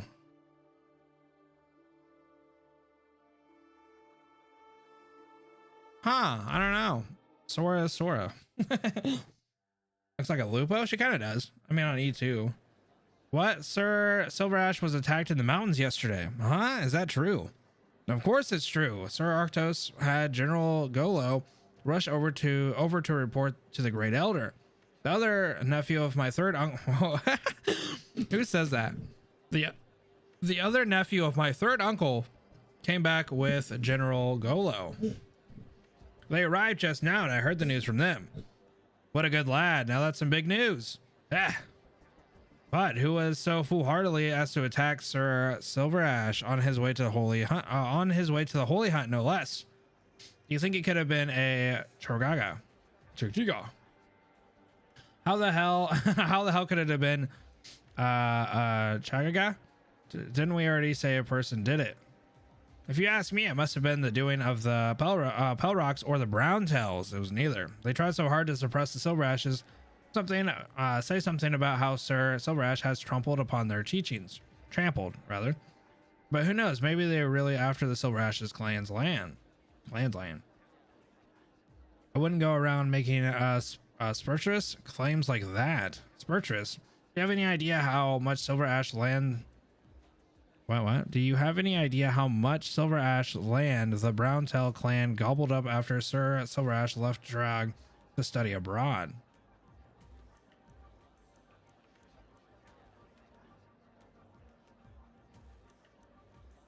Wait, what? There's a theory that she hides it with her arts, illusion arts, to hide her race? Sora's goofy.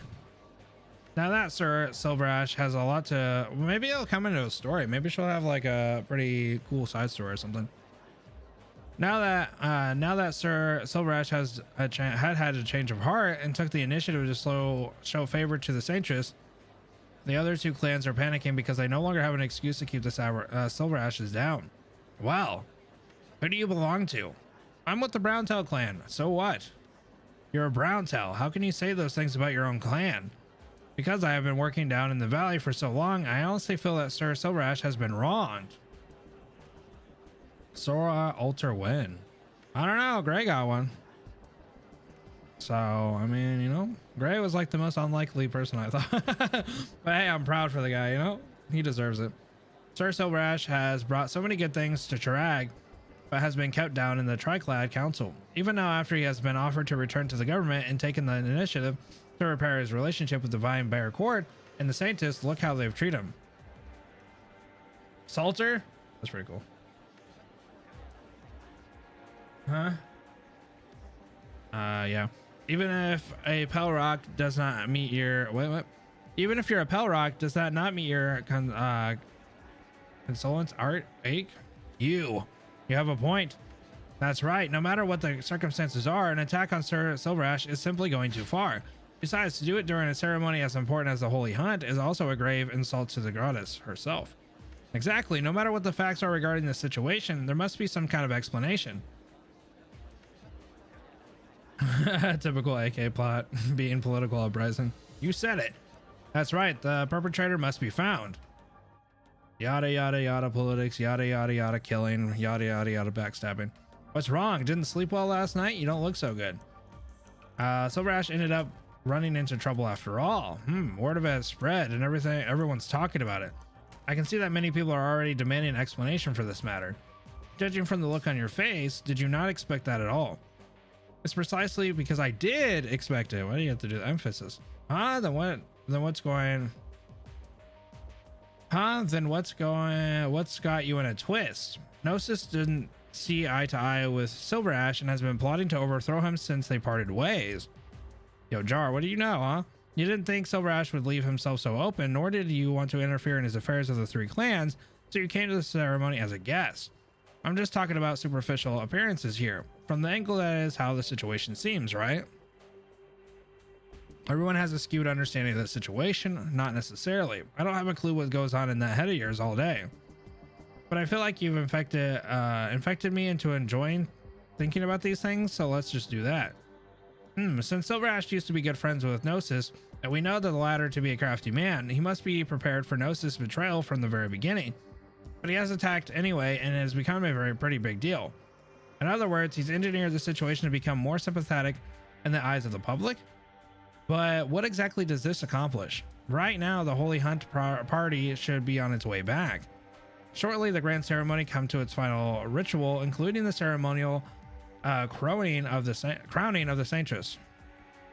If you can catch the perpetrator at the ceremony, that increases people's faith in Silverash's. But that's it, right? Actually, there's another possibility. What would that be? It's just a possibility. You'll find out soon enough. It's just a possibility. Yeah, it's kind of a... The sanctis shot and killed the prey herself during the Holy Hunt? Yes. And news of the attack on Silverash has already spread among the people? Yes. Not only that, but a number of people are demanding that the perpetrator be punished before the coronation ceremony. To injure a countryman during the Holy Hunt is to gravely disrespect the goddess. Of course, this deserves punishment. But this is still the sanctis's coordination ceremony. Both of you will bring up good points, Great Elder. Your judgment. Given Silverash's superb abilities, there's a little chance that the mastermind behind this will not be sniffed out, regardless of who it is. If only things were that simple. Please do explain, Great Elder.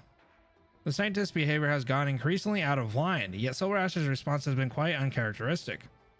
What are these siblings planning? What does the Great Elder mean by those siblings? No, there's no possibility of any collusion between the two. But perhaps this is the Silverash blood that runs through their veins. Everyone, the elders, the Great Elder, the sanctis' team, are about to arrive. Enough. Let's go meet the sanctis. Sanctis.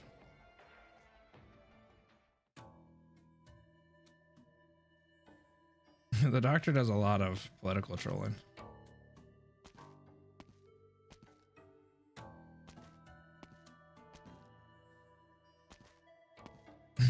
Everybody's just walking up. Okay.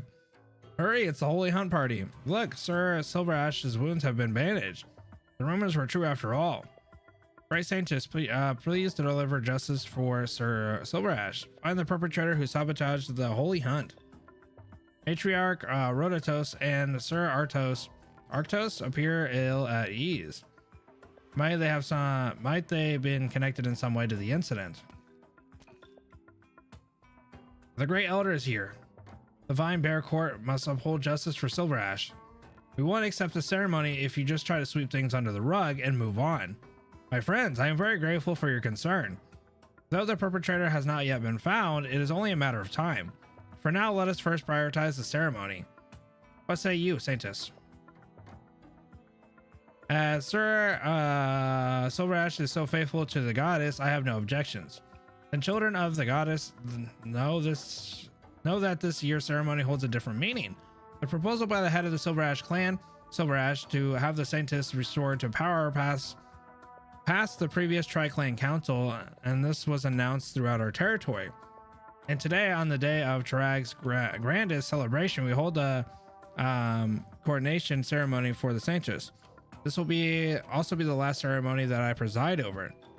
The goddess gave her own flesh and blood to the Pale Rock clan, making the land fertile so that the people of Chirag would never go hungry. Valis, yeah, sir.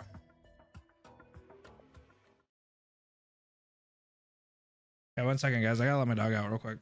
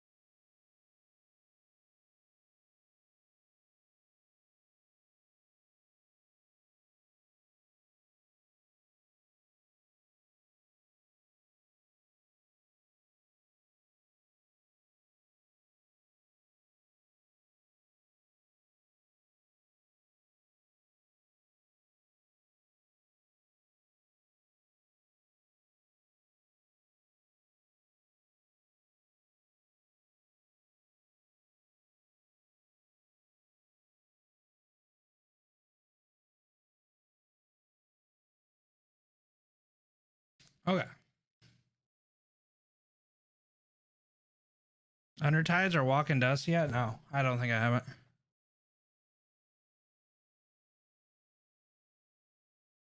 What's your dog doing?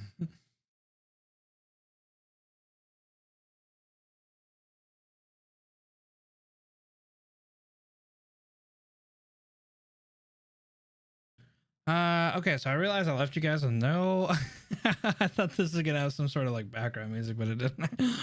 I'm a researcher. Even should I lie, I never lie about my research. You may distrust the results of my analysis. Yes, you still hold on to my sample from back then. You can use it as an experiment to verify the things that I've said. Or are you ready to accept this truth? Do you truly believe that your father died for blaspheming the goddess? Blasphemy the goddess?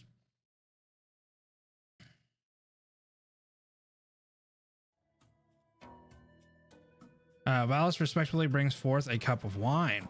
This cup represents a bountiful harvest. I offer this wine made from the nourishing grain of the goddess so that we may be blessed with a bountiful harvest next year. The Great Elder receives the wine and drinks it in one gulp. Look at him. As head of the Pale Rock clan, I, Arktos Pale Rock, pay the highest tribute to the goddess. Your prayers will surely reach the goddess. The goddess gave her own hide to the Browntail clan, making the forest lush and full of beast life so that the people of Tarag would no longer succumb to the cold.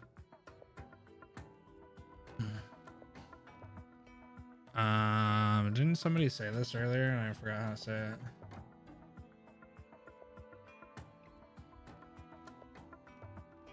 I thought it was you, Yucatan? Matriarch. Yucatan respectfully brings forth a scarf. The scarf represents comfort and good health. I offer this cloth knit from warming fur to the goddess so that we may be blessed with comfort and good health next year. The Great Elder takes the scarf and drapes it across the sanctis. As head of the Browntail clan, I, Rotortos Browntail, pay the highest tribute to the goddess. Your prayers will surely reach the goddess. Finally, the goddess gave her own bones to the Silverash clan, making the mountains rich with metal so that the people of Tarag could forge tools and weapons. What do you got, Silverash? Matterhorn. Sir. Matterhorn respectfully brings forth a small knife. This small knife represents peace. I offer this weapon of refined ore to the goddess so that we may be blessed with peace next year. The Great Elder takes the knife and hands it to the sanctress with both hands. As head of the Silverash clan, I, Silverash, pay the highest tribute to the goddess. Your prayers will surely reach the goddess. Next. Master, the perpetrator has been found. Great Elder, now that the perpetrator has been found, I know not whether to continue the ceremony or interrogate the perpetrator.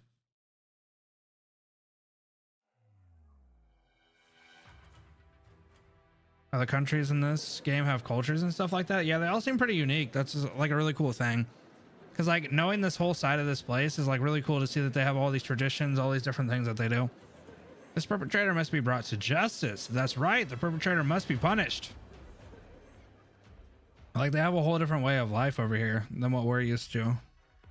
Since the people worry about this matter, bring the perpetrator. Very well. Come. Oh no, Munch, you got caught, you dummy.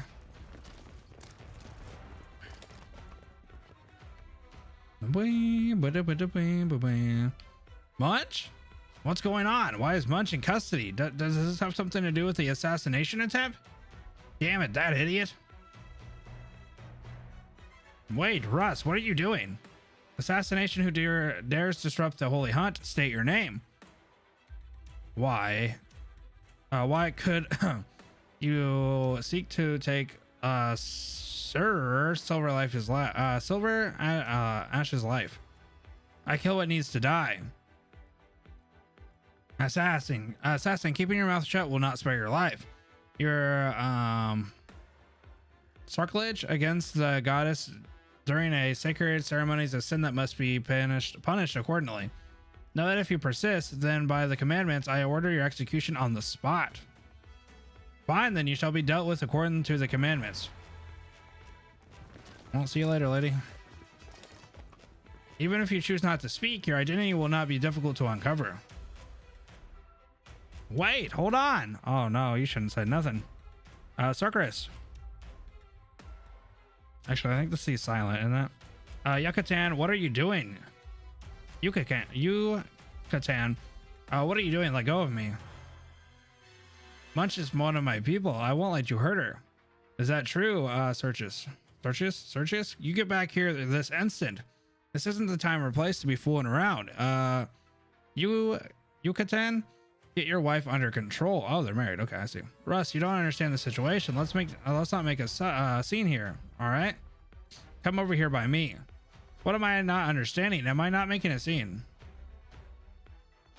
Yeah, you literally had one job, bro. They're all like that. If I don't speak up, they would have condemned Munch as an assassin. Well, she kind of was trying to assassinate somebody. Silence. Raider Toes.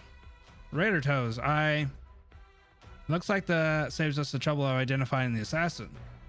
Detain Russ. I'm just gonna call her Russ since that's what our husband calls.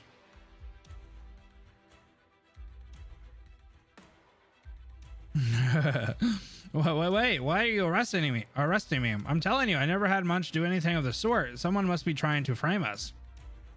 Great Elder, surely it cannot be appropriate to use force against a member of the Browntail clan solely due to the words of an insignificant person who knows nothing of the situation. As you can see, my stupid little sister could not possibly seek to assassinate Sir Silverash, for she clearly lacks the brain cells to do so. That's literally like, hey, she can't be doing assassination. She's an idiot. She's a dumbass. Come on. She's too stupid. Hey, what are you trying to say? I told you to shut up. Russ, know your place. What you mean to say is that your sister has been deceived, Rotortoast. Do you not find something unusual about that? Very perspective, Great Elder. Cough, Silverash, cough. What do you think? Raideros has always treated me kindly, and I've always trusted her. Even if we have our differences, I believe she would not resort to such drastic measures. Raidertos, I have no reason to believe you to be of so little faith or as to behave in such a manner during a celebration of the goddess. While my well-being is a little out of conscious, this disrespect to the goddess cannot be tolerated. Chin is a dragon? That conversation was a long time ago, Death. What do you mean by that?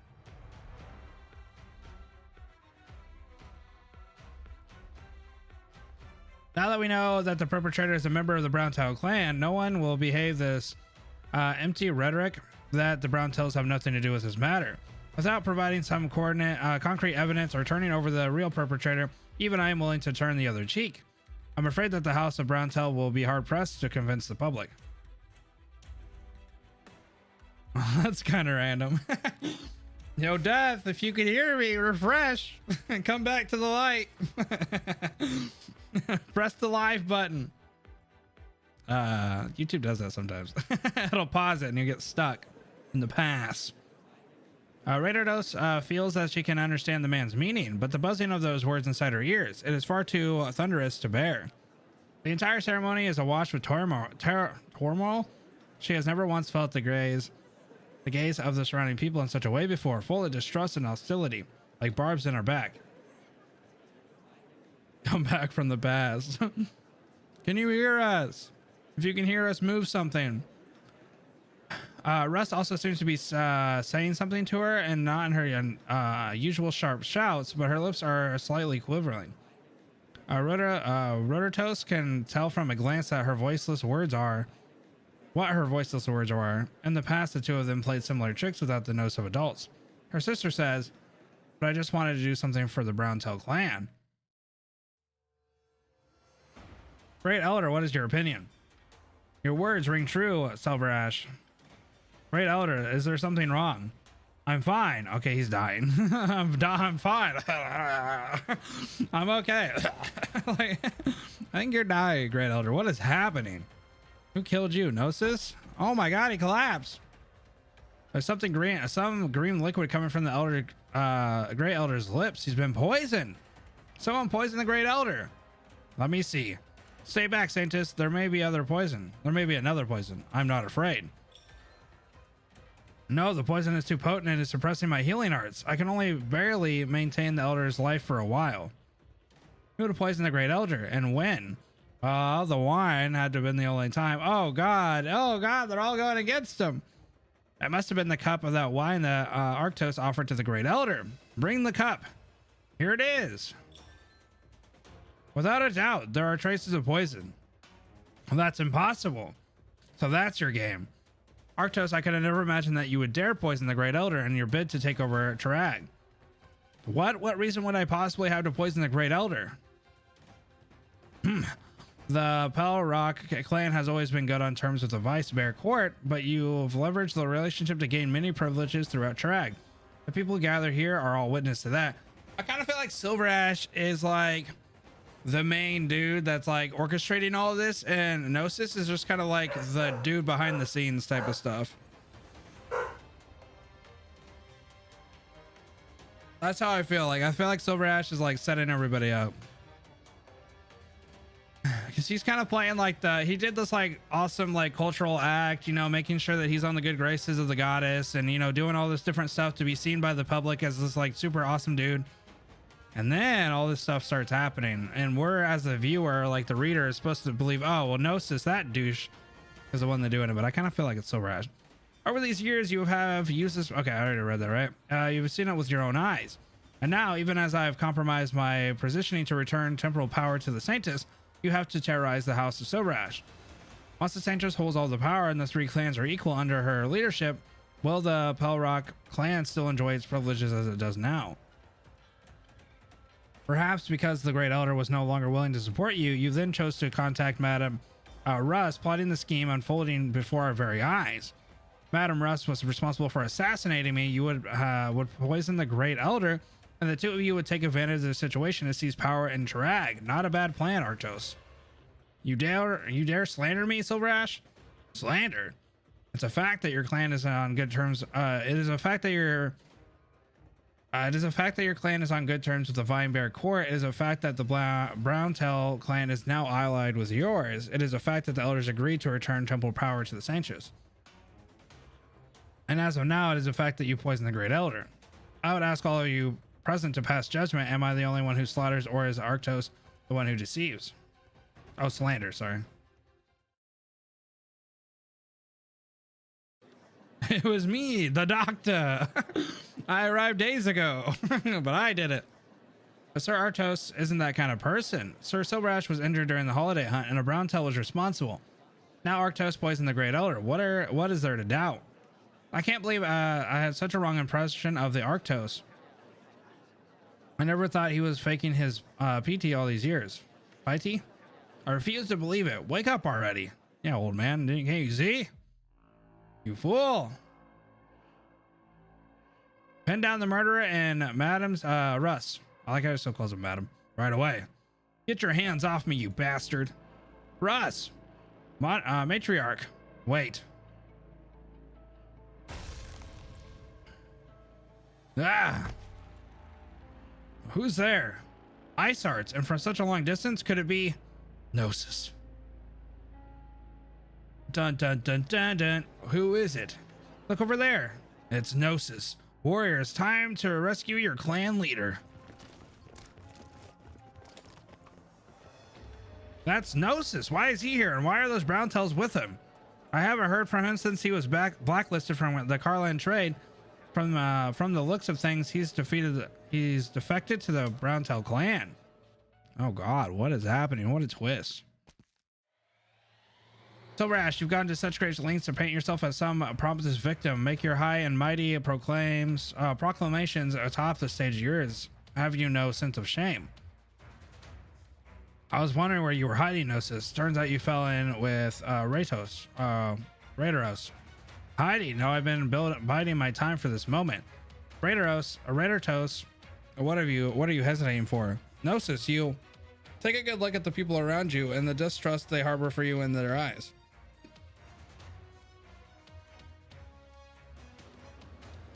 Raidertos has betrayed the goddess. She must be punished. Arctos, I thought better of you.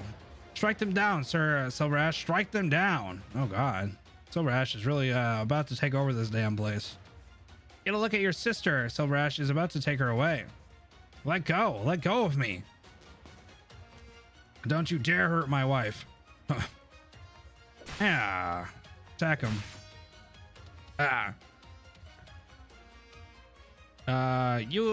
Yucatan. Russ, Yucatan. Now's your last chance. Sir, Silverash said that he trusted you, but did he ever actually trust you? You should have seen through this long ago. He's just forcing you to make a decision.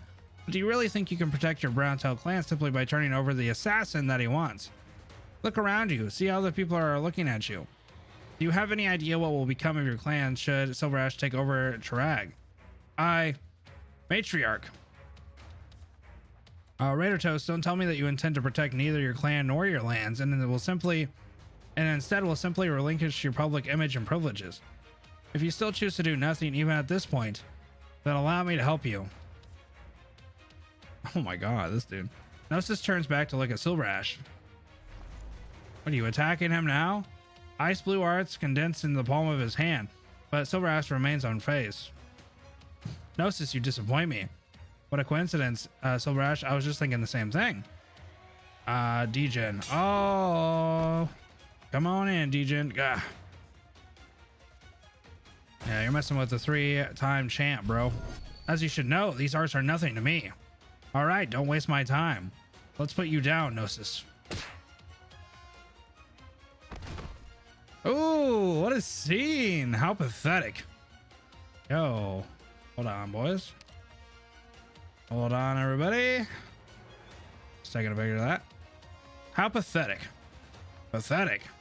Even if you strike me down here today, it won't do you any good. That could have been me. Why wasn't that me?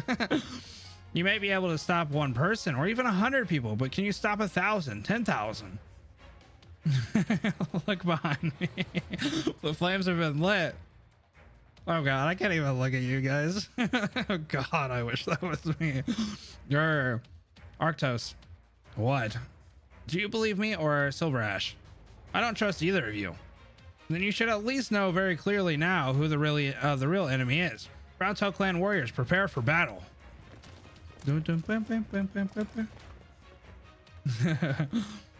Yeah, I was kind of waiting for it, to be honest.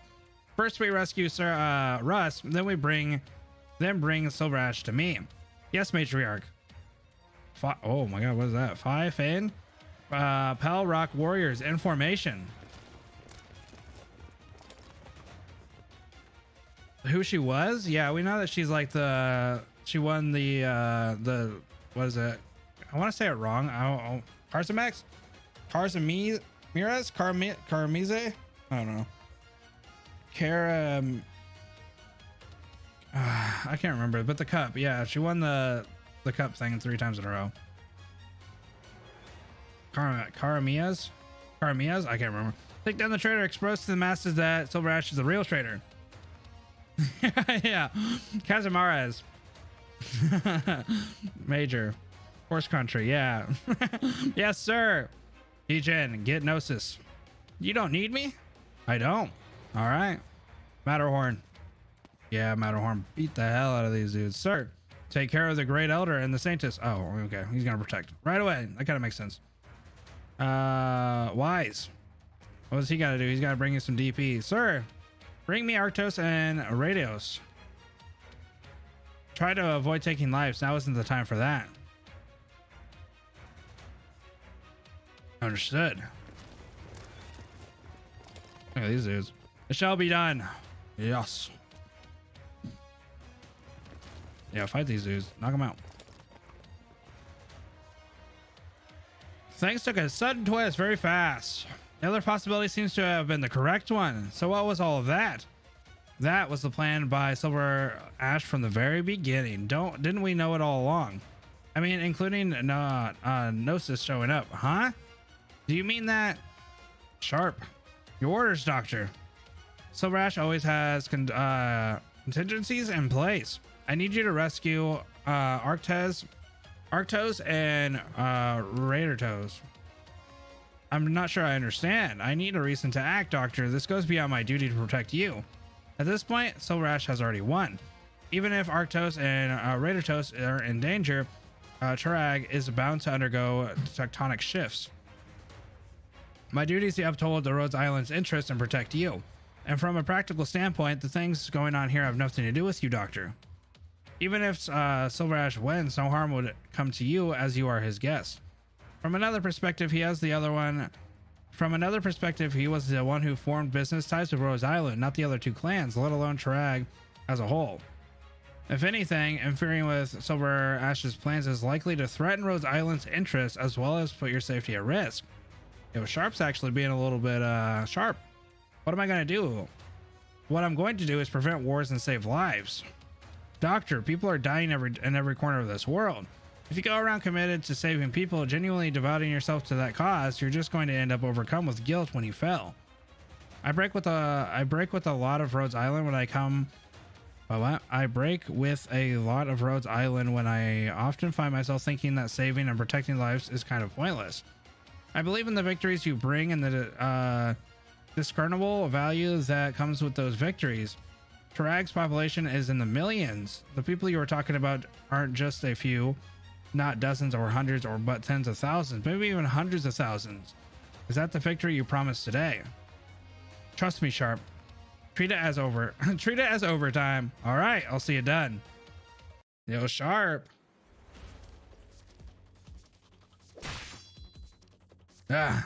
Launching a sneak attack during the chaos. Don't let him get in the way.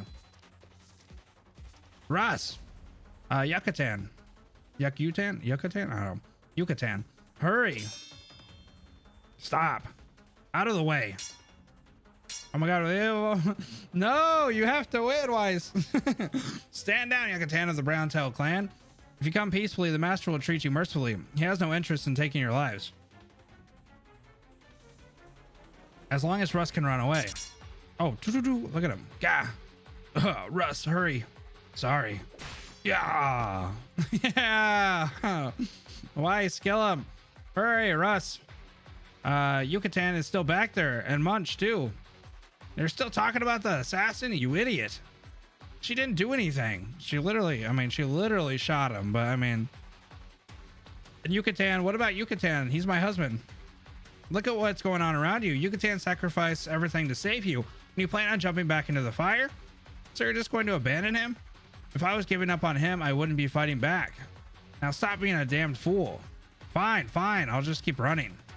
Yucatan, not Yucatan. The doctor knew along. Yo, I love Golo's look. Golo when he's gonna be an operator. Where those freaks in their weird armor come from? Sir, Silverash's forces outnumber us too heavily. We're getting overwhelmed. What do we do? There's no cowards in the Pale Rock clan. Arctos, stop trying to play the hero. We need to team up and cut our way out of here. How do you expect me to live that down? You won't have a say in the matter if you die here. Damn it all. Golo, gather the warriors and follow me. We're going to break out of here. Welcome to the Hopium game. Yes, sir. Yeah, we got a glimpse of the true doctor in the Dark Knight's memoir, and he looks a little spooky. Sorry about this. The whatever already has this place surrounded. You still have the option to surrender before you pass the point of no return. Lackey of Silverash, you speak only lies. We will fight our way out. I would prefer if you calm down first. You stand no chance. Yo, Wise? Wise out here wanting to fight though. Or Wise? The Wise? Yeah, Wise, you can't run. Actually, they can. Who's there? A tall man stands in the corner at the entrance of a corridor, under the shadows of the eaves. Behind him, several check again who are supposed to have the perimeter secured lie in the corridor. Out from the shadows strives one of the operators most familiar to Courier during the time he spent at Rhodes Island. He knows exactly what this means. Who are you? Oh, they're gonna have to fight. You're the doctors. Why are you saving us? It's not my job to tell you things. The exit is this way. I've already dealt with the guards outside. Aurora, escort them out. Got it. You aren't getting away. Oh, look at this dude. Yo, Sharp's going in. Who's next? Try me. Don't do anything rash. Get in formation. Get in formation just for a single person? Get in formation. Understood. Very good. Yeah, a good question. We come to that conclusion here in a little bit. Captain Sharp, I'm so sorry. There's no reason to apologize to me, Courier. Nothing personal. It's just business. Oh, they're gonna have to fight? I don't want them to fight. They're my boys. 15 minutes later. Captain, you're injured. There were a lot of them, and Courier's blade is still pretty quick. Captain, Courier, I spared him, don't worry. So what's next? Oh, he's alive. We're all done with our work over here. On to the next job. Nothing personal, kid. It's literally what Sharp's doing. How's the Great Elder doing? It's not looking too good. Send the Great Elder back to the Vine Bear Court. Sir Silverash will arrange for a special doctor. And Great Sanctis, Sir Silverash has invited you to return to the Bear Court. Vine Bear Court. And hold the ceremony again after things have settled down. Do you really want to do the ceremony after this?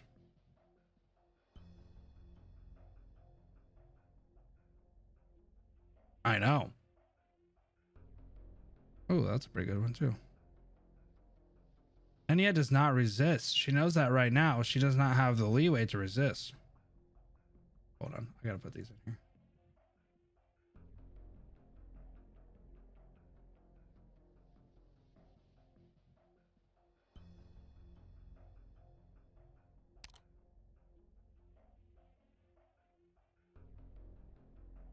Gotta snatch these when we can, chat.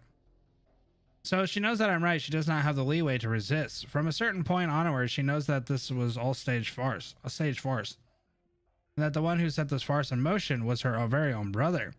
He ruthlessly shattered all the mental preparations she made for this moment, as well as her vision for the future. Even if she could take down everyone standing in front of her right now, the people would still ask her to take the position that Sir Silverash prepared for her in this Vine Bear Court. Yeah, that's your reflection. She looks all around her. When she sees Matterhorn take notice of her gaze, she deliberately looks away.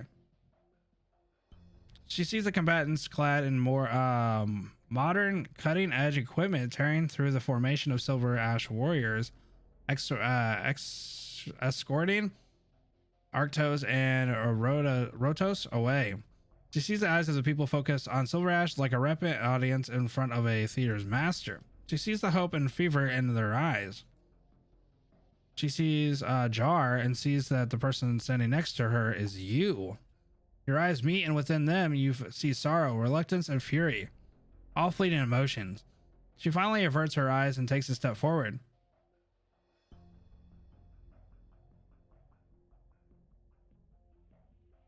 Master, Rhodes Islanders suddenly rushed in to help Arktos and Rodios escape.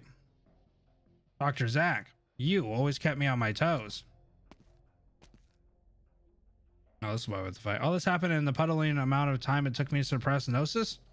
I must say, Rhodes Island's attack indeed surprised my expectations. I did consider the possibility of them intervening, but I underestimated their strength. This time it is whose plan has more force distributed. Should I go after them? There's no need. I still have a backup plan. Moreover, whether those two die here has no bearing on what I'm about to do next. Dr. Zack must have realized as much to make a decision like this. What do you think comes next? Assuming this doctor isn't an impulsive fool, then those two still have a role to play. As for what comes next, since you seem to hold this person in such high regard, then it isn't surprising to me that your doctor would take advantage of this opportunity to manipulate the two clans into an obstacle for you.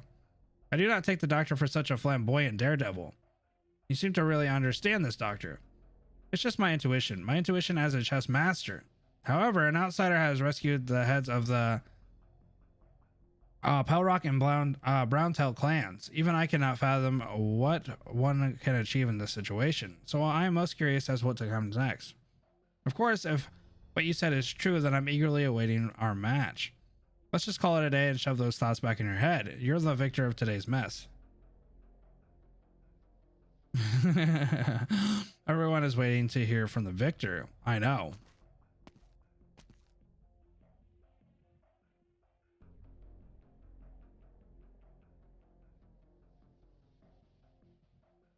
The scene left behind the turmoil has not yet cleaned up, and the people are heatedly discussing what just took place. But as Silverash slowly makes his way to the center stage, everyone stops what they were doing, and they all turn to look at him. The crowd is waiting for him to pen the denouncement to the farce. I don't think that word's right. Yeah, I question the fact that I even speak English. When I read Arknights, I'm like, do I actually speak English? Like, this game makes me feel like I speak barbarian. Like, oh god, I don't speak English. There's no chance. I see some words and I'm like, that's definitely English. Denouement? Oh, it's French, TBH? Oh, okay, that makes me feel a little better. But sometimes I see these words, I'm like, man, how the hell? Like, I feel like I'm supposed to be able to speak this language. All right, people of Chirag, I am so sorry. It pains my heart greatly to see such tragic events unfold on a holy day. But this has given us an opportunity to see who the true traitors are in the land of Chirag. They are none other than Arktos and Raidertos. They were dissatisfied by the changes brought about by my proposal to relinquish our powers and tried to assassinate me and poison the Great Elder to seize control of all of Chirag. Without a doubt, they had no greater blasphemy to the goddess. Though they managed to escape justice just now, I swear this matter shall not end here. The final resolution in this story. Okay. Arktos and Raidertos will be given fair trial without fail. Trial. Though in my heart I truly wanted to see these individuals captured and brought to justice, I had no intention of starting a conflict. Chirag is the land of the goddess and the land of all who dwell in the icy mountains. It does not belong to me. As such, let it be known to all the people of the Palrock and Browntail clans, there shall be no civil war, as this is something we're all worried about. Consequently, my Silverash warriors will be deployed to protect the Silver Bear Court, or Vine Bear Court, when we wait the Great Elder's recovery and then discuss Chirag's future together with the sanctis. But I hope that the people of the Palrock and Browntail clans are at least can at least clearly see who the true enemies of Chirag are. I believe that we will surely find a better path forward with all of our interests are aligned. When that time comes, we'll be able to usher in a better Chirag.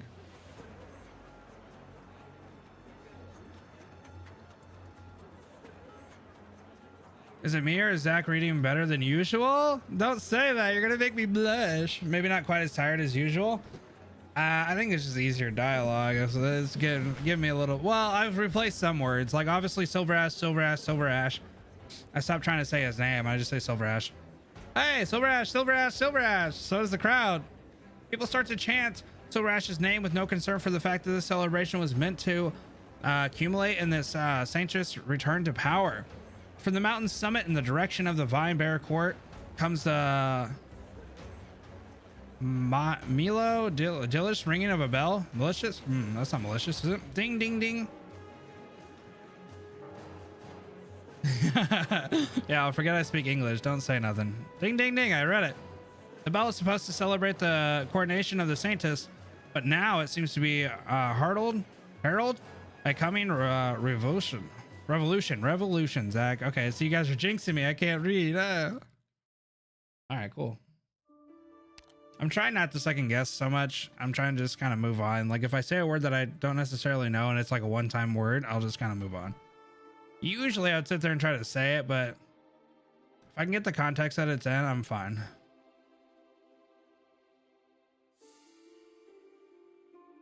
Look at that, chat. We did it. We read. Okay, so that was BI6, right? Or no? No, that was just BIST-3. 7 more. 1, 2, 3, 4.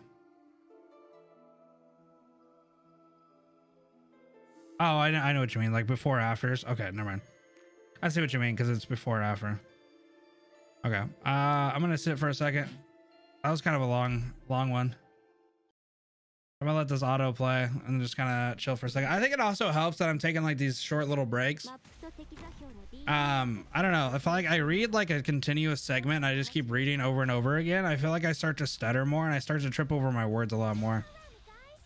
So if I keep taking like kind of these short breaks and having just little moments to like talk, like just chit chat, I feel like it kind of resets my brain from reading. Revolution. Yeah. I don't know. I see a word and then I read a word and then I'm like, oh wait, I know that word. That's not how you say that word. I do that a lot. So, yo, by the time we get done with Arknights story though, I'll be a English connoisseur. Maybe I'll even be able to speak other languages, you know what I mean? Be able to say other names. Who knows, you know? You never know. Maybe I'll be smart or something. I don't know.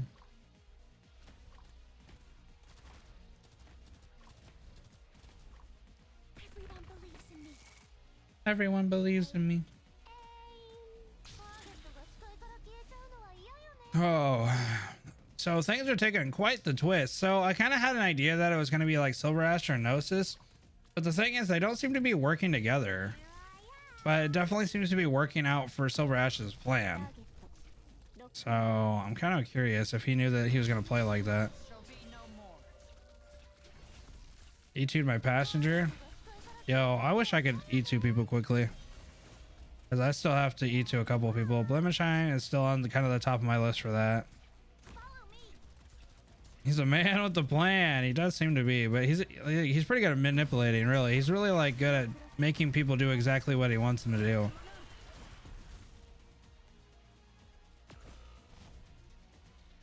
I just checked that Break the Ice has more words than chapter 7. Really? I can't remember where we left off. I think I'm on... I'll have to check after this, but I think we got like to a fourth of the way for chapter 7. Yeah, too bad the doctor's like, yeah, I knew you were doing this shit.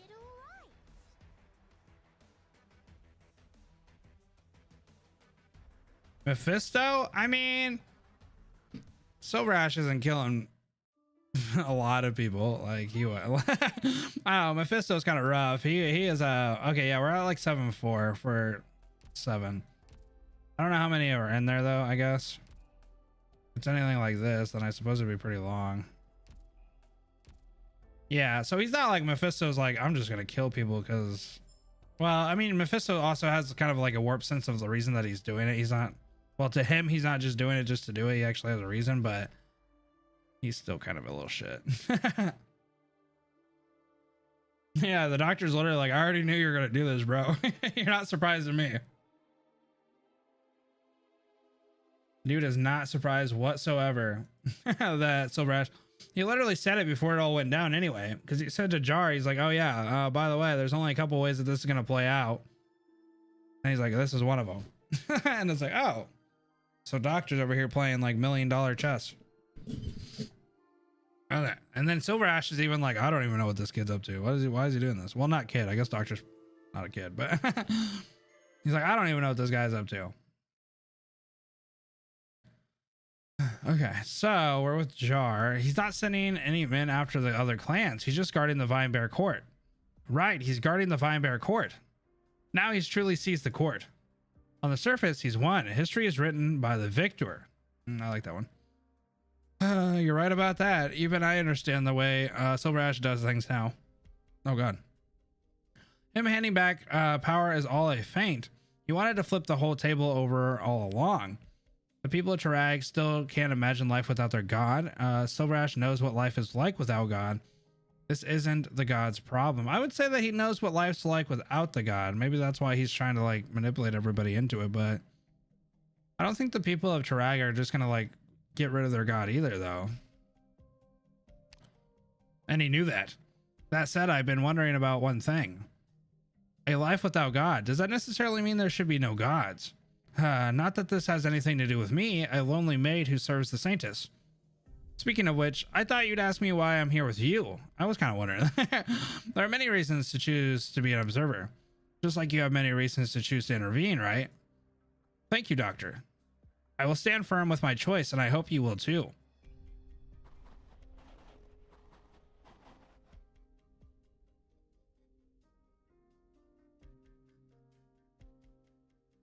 Chapter 7 does feel pretty long, but I don't know. And whenever it gets like amped up, like chapter 7's getting into a really cool part of the story though, so I'm actually not that, like, I don't really mind to read it. Same thing with this one. It started out a little slow, but now that we're actually getting into this part, I'm actually like, oh my god, I want to see what's going on next. So Doctor, the work is done. Where are they? Good work. Where are they? I couldn't keep the clan leaders. Radatos, what? Radatos asked me to give you her thanks, but it looks like she got her own plan. She went back to her territory. Arktos heading back to his place too. Looks like he's gathering his forces to fight it out with Silverash. Doctor, if we let them go back to their lands, won't that lead inevitably to death? Only they can control their people. With the way things are, this is how we keep casualties to a minimum. Yeah, because I guess Silverash would just kill all non-believers, I suppose. Let's just do the control thing. What's the doctor saying is that, or what the doctor is saying that with how furious the crowd was, they would most likely have gotten a death sentence right there, and if the two of them would have been caught. And even if that wasn't the case, they would still no doubt stand trial. The two of them may be labeled traitors, but the two family subordinates, especially the Pel Rocks, won't buy that so easily. And regardless of whether they take up arms or start fighting, Chirag will fall into chaos. But whatever it is, Silverash will be the righteous one. To him, even if things start out chaotic, there are considerable casualties during the process, the whole mess can still be cleaned up in the end. He's not the kind of man who will just sit around. Right, Silverash went through all the trouble to shape the situation. That means he cares about the masses. When I bummed around Carlin trade, I heard a thing or two about his methods. Most of his staff thinks he's got great foresight. And now that he chooses to stir the pot in the open like that, you can tell it's in his best option despite all the risk it comes with. I sure hope so. The Silverashes and the Browntails were on the better terms in the past. Naturally, he's planted more than a few of his pawns who can help control the chaos. The problem is still the Pel Rocks. Their equipment and combat prowess may be behind the times, but their numbers are no joke. Right, and the Silverashes have always been on pretty bad terms with them. Besides, the Pel Rocks men are very loyal. It's hard to say that they'll betray the Pel Rock clan even with something that has transpired. That's why I can understand why the doctor decided to help the two of them. A family can only come together if the family's head is still alive, and as long as we can influence the leaders in some way, the doctor can still pull off some rough plan. Still though, Doctor, I guess I don't have to say it. Chirag's got some complex terrains. It's not so easy to get around here. We don't have much time.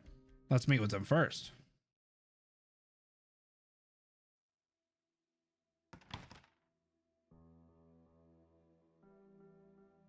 Yeah, this is getting really good. Sorry for the wait, matriarch. Sorry that you have to help me now, of all times. Don't mention it. I am a Browntail. This is exactly the time I should stand with my matriarch. Do you believe anything Silverash said? Of course not. He has to be framing you. How do you get the preparations? It'll take some time to go back to the Browntail territory from Silverash's lands, though I have a car ready and I pulled a few strings. Once you and the Madam Russ are ready, I will make sure that you two are taken back to our land. Any news from back home? After word about the ceremony got out, a few towns near our territory's borders started flying the Silverash's flag. That didn't take long. There's nothing like that towards the center, but enough. I have a decent idea of how many men he planted inside our family. With how many of them are there, I'm afraid I won't be able to count all of them when they're gathered in one spot.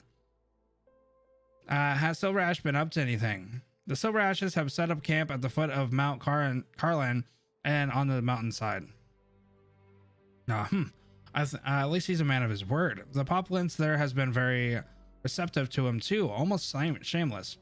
They saw Arktos' betrayal at the ceremony with their own eyes, after all. Out of everyone who doesn't trust Arknos, it's got to be worse.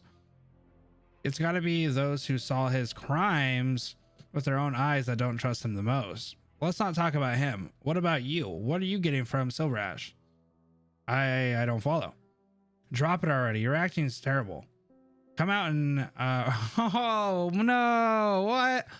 Come on out and arrest Radatos. Wait, this guy betrayed her? If I couldn't see through that trap of yours, then I had no business leading our clan. Well, at least she's in. Damn. Radatos, I heard the cars. What's going on here? Take a guess. He was going to sell us out? Looks like you're not as stupid as I made you out to be, dear sister. Do you have to mock me even at a time like this? How many are still on our side? How many? Right? How many? Russ, do you understand what a big mess you've caused? I never thought. That's exactly the problem. You never thought. You never think. What was I supposed to do? I just wanted to show everyone that I could do something for the Browntails too. I just wanted to help you. You look tired, Raider Toast. Are you okay? And if I say I'm not? Fine, I get it. This whole thing needs to end somehow, right? I was the one who started all this, so I'll be the one to end it. And I still don't know how Yucatan and my subordinate are doing. I just can't sit here and wait any longer. Wait, where are you going? I'll find that prick Silverash. I'll tell everyone that it was all a personal grudge between me and him, and none of this has anything to do with the Browntails. He can take my life if he wants, but he has to hand my people back. Oh, she ain't gonna stop him or stop her. Sis, why did Grandpa yell at you again? You've done so well. Is it because you're going to lead the family? Is that why he keeps yelling at you? In that case, I'll be the clan leader. I'll go to Grandpa and I'll ask him to stop yelling at you all the time. I'll lead the family so you can yell at me all the time, or so he can yell at me all he wants. It's okay. You don't need to worry about me, sis. I've got Yucatan there for me. We promised each other we'll always play with each other. He'll help me. He's really good at studying too. Also, you never cry when you get yelled at, sis. Even though you never cry, I don't know why. It really makes my heart ache.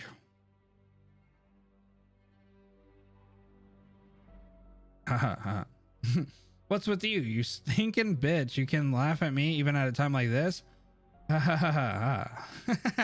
Russ, my silly little sister. You're probably cursing at me in your head again, aren't you? Something like that. Come back. Don't go looking for Silverash. You should stay out of this. Things aren't as simple as you think. Russ, do you remember Russ, do you remember we had a nice chat together? I don't remember the two of us having a nice chat ever. I guess not. All right, I need to think about what to do from here on out. You should go back to whatever it is you do. Oh, and be more careful on your way home. Don't get caught. What do you mean? You aren't heading back to our land? Arctos most likely hasn't gotten back to his estate yet. Once he's settled down some, he'll probably go out and pick a fight with Silverash. I've got to do something before that happens. Don't you do anything stupid. Don't forget, Silverash has Yucatan and Munch. And you, if anything happens to you, I'm going to be running the show back home. Don't forget that.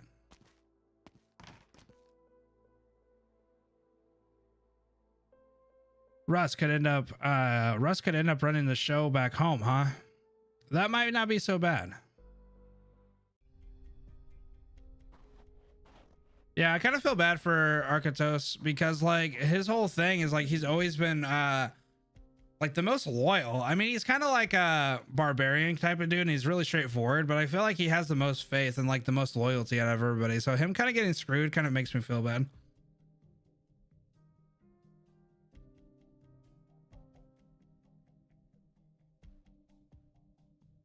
Because it's like, I don't know, from his perspective, like watching him and stuff like that, obviously he's a little bit more of a brute, but he's definitely the most loyal. Look, it's Sir Arknights' team. I heard he poisoned the Great Elder during the ceremony. Shut up, all of you. Think about it. Who would possibly be doing anything underhanded as poisoning something? Plus, he has a really cool backup dude. Golo is really cool looking. Well, no, but you're a Pelrock and you don't trust him? Eek. Enough, Golo. Taking it out on the common folk. Have you no shame? See, even like in this scenario where it's kind of like justified, like everybody's pointing fingers at him, he's still like, hey, let's not be like that. But sir, it doesn't matter if we were framed by Silverash. What's done is done. Saying anything isn't going to help our case. But do you really have to swallow our pride and take it? Swallow our pride? Of course not. I'll hand it to him. He's good, but do you know what's the biggest mistake he made? He didn't kill me at the ceremony. As soon as we get back to the state and have our forces gathered, we'll head back to finish the fight with him. We'll show Silverash just what big a mistake he had made. Very well. I should have expected no less from you, sir. He may look like a grump, but he has honor. I mean, I guess that's kind of true, though. Arknights, like, a lot of people aren't, like, really on the bad or good. I think that's something I pointed out in my chapter 6 review. It's like, there's a lot of sides to things, but it's not as clear as, like, these guys are bad, these guys are good. It's like they have their own, like, stuff that they're fighting for, and in some ways they actually align, but not exactly the same, like, core beliefs on how to get to a certain point. I won't give you this chance. Valis, those men behind you, are you betraying the I want to say Power Roaches every single time. Power Rocks? Valis, the house of the Power Rock has treated you well. Why are you doing this? You've treated me well. You still don't remember even now, do you? Remember what? I, Actos, am an honorable man. When have I ever... This is, don't be afraid, Valis. Your father will get much better once he takes the Great Elder's elixir and has the evil in him expelled. Okay. He was injured during the holy hunt to protect us. The Great Elder figured he was probably attacked by, okay, the big guys, when he was all alone. He's too weak now. Come, I'll give him the medicine. Why isn't my father awake yet? And what is this green stuff on his lips? Ah, the green stuff. Okay, so the evil has spread too deep. The goddess no longer allows his presence here. He's argued with the Vine Bear Court several times before. He must have been under the Changaga's influence, and it's accumulated into the Changaga's coming to take him back today. If the elixir couldn't regain his strength and faith, then this must be her will. Okay, so the green liquid. The line that the Great Elder drank, it can't be. Yes. Do you remember the bottle of elixir that the Great Elder brought with him when he visited my father? How's it nowhere to be found? I'm sorry, my master. I had my doubts and I didn't fully believe it either until the moment the Great Elder collapsed during the ceremony. I sent my own officer to with my own hands. I don't blame you. It wasn't your fault. Okay, so the wine's just green. But perhaps it's high time that Chirag saw change for the better. I hope you won't stand in my way. Please think of it as a way to avoid having even more loyal Chirag warriors in the way he did. The wine was poison?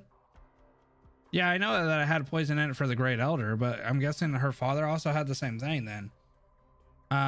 Keep Arctos from running into trouble on his way, huh? Looks like the doctor got it right again. But I thought the wine was just green. And then that one was poison for the Elder. But I really should have brought Blaze with me. Out of all the elite operators who take the enemy head on, she's the only one who's got the mobility to traverse the mountainous terrain here. Yo, where's Cliffheart? With the train stopped, Chirag's transportation network might as well be non-existent. Oh, whatever. Let's get going. I want to see what his thing is. Like, is he doing it out of his own, like, thought? Like, he thinks that he's, like, playing, like, the master manipulator, and it's, like, really, he's just doing exactly what Silverash thinks he's going to do? That's my thing. I want to, like, I kind of feel like he's actually still working for Silverash. But he's playing it off like he's on his own, like, little tangent or whatever. Oh, when they were kids. You have to go. Yeah, my parents have already decided there's no room for us in Chirag anymore. I still don't believe it was your parents who did it, and it's definitely got nothing to do with you. I believe it, though. What do you mean? I don't know if my parents really did it, and I also don't know if I was an accomplice somehow. Even if you were, I'd forgive you. No one looks up to my father more than you. I know that. Silverash, remember our dream? Of course I remember. Oh, so they were buddies before they even moved on. The two of us will turn Chirag into the most powerful country in the world, but you're leaving. I'll be back. Really? Yeah, my parents are just thinking of moving to Victoria. I'll go back to school there. This is a good opportunity. I'll study all the advanced stuff there, and once I am done, I'll come back and help you. Haha, you jerk. In that case, I'll let you in on this idea I have, and I haven't told anybody about this yet. What is it? I'm going to leave Chirag once both Ina and Encia have grown up. Like you, I'll study lots of things and come back. You're the future clan leader. Can you really leave Tarag that long? I'll come find you when that happens. Okay. Hey, Gnosis, here's your food. Don't you think you're getting out of this mess just because you're keeping quiet? Let me tell you, every last person in Silverash's clan wants to skin you alive right now. How dare you do what you did to Sir Silverash and the Sanctis? If it wasn't for his orders to keep you locked up here, I would have given you a sip of water. I wouldn't have given you a sip of water, let alone food. Not going to eat, drink, or even make a peep, huh? All right, then. You can rot in here and die for all I care. What's the end game for Gnosis? Justin and Victoria. Well, look at this drip here, though. Look at them. Some classy fellas. Gnosis, you changed quite a lot. You never used to sneer at people, much less belittle them as worthless. I could tell you the same. You would never use your status as a weapon, and you never thought much of the special social pleasantries. It was something I had to learn to deal with the nobles. And I couldn't care less how others see me if it means I can better focus on my research. What kind of research are you working on? Life science as well as Orgenium analysts. Sounds complicated. What about you? Surely you must have had a certain standing among the nobles here. Do you remember what we said to each other when you left Tarag? I'm very glad that I left Tarag, Gnosis.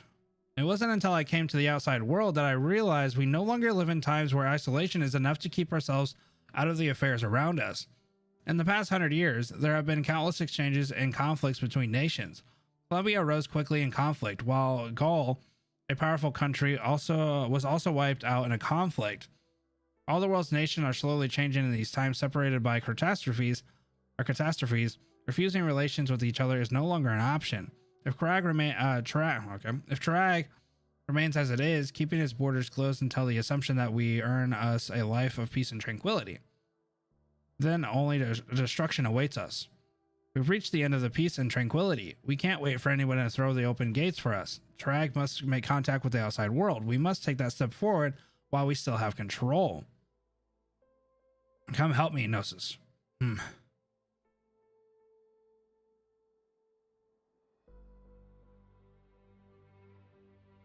Yeah, he's decked out. This sucks balls. Stop complaining. You're starting to make me feel that way too.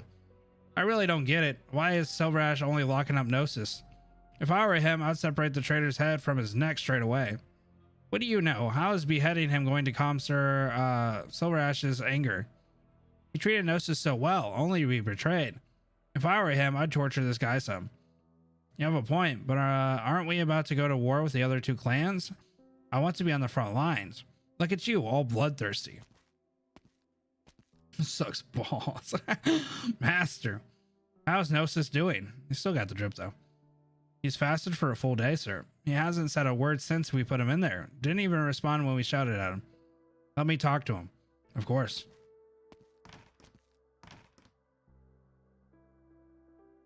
Salih's theme is Disney-esque. It reminds me of like a Disney princess, and I really enjoy that. Hey, what do you think Sir Silverash is going to talk about? How would I know? Didn't Gnosis used to be a trusted confidant? I'm betting Sir Silverash is going to poison him, give him a horrible death. You've been reading too many novels. That said, though,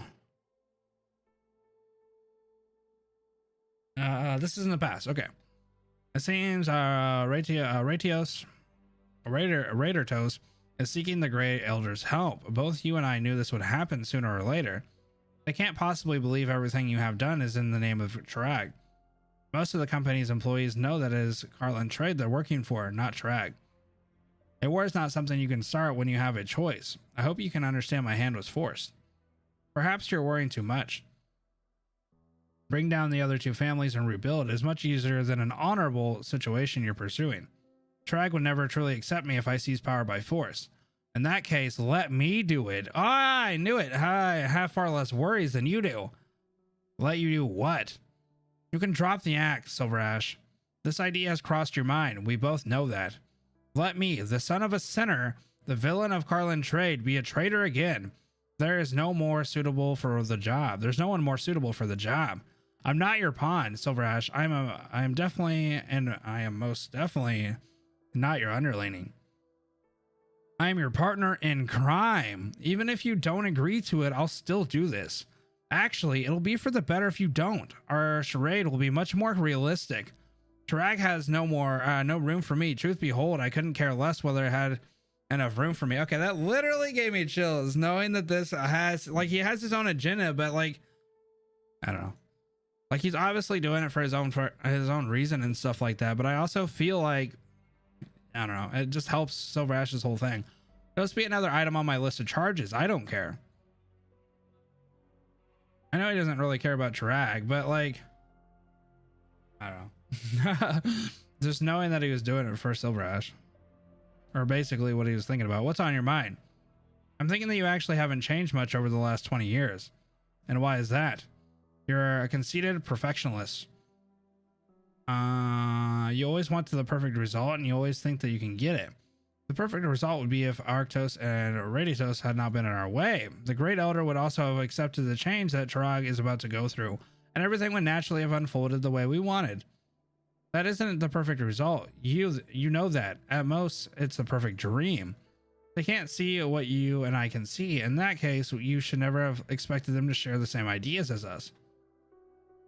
I kind of feel like he does care about Tarag, though, in some sense. Like, the whole purpose of their movement here is that they can't be isolated, and that they're gonna have to change the motivation, or like the thought process behind everybody.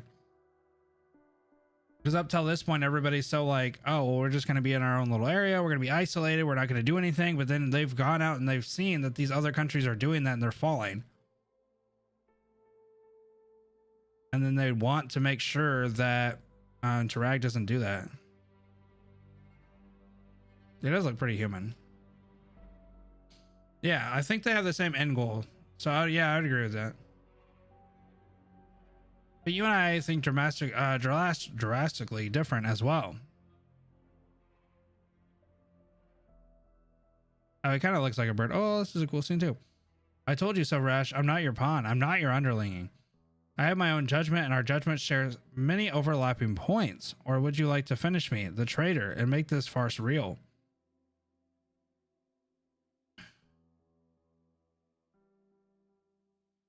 Under the dim light, Silverash reaches his hand out to Gnosis. I'm just glad that you are my dearest friend. Gnosis keeps silent for a moment, then he reaches out to shake Silverash's hand. I told you, it'll just be another item on my list of charges. I'm no more than used to that. Nothing has changed from all those years ago. Yo. Arktos is amassing his forces. What about Raditos? Take a look at this.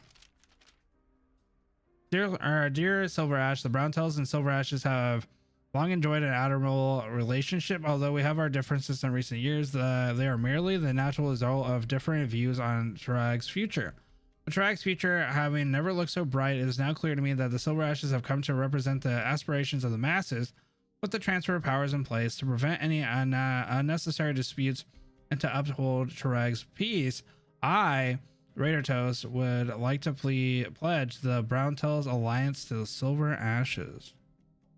I would like to meet with you today on this matter, if you would like to be so kind to set aside our differences. In addition, I would also like to talk to you about the truth behind your parents passing yours. An obvious trap. It's worth going nonetheless. The situation is not so optimistic that you can take meaningless risk. We've won, Gnosis. We've achieved our original goal. Now the Pell Rocks and the Browntails are traitors to Tarag. My spies inside the Browntail family will help us with the public opinion.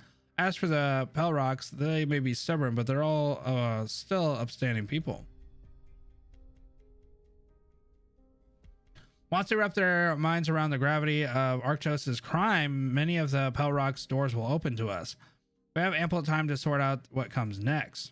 Arktos and Raidertos will not give up so easily. That is exactly why I'll meet her. If Raidertos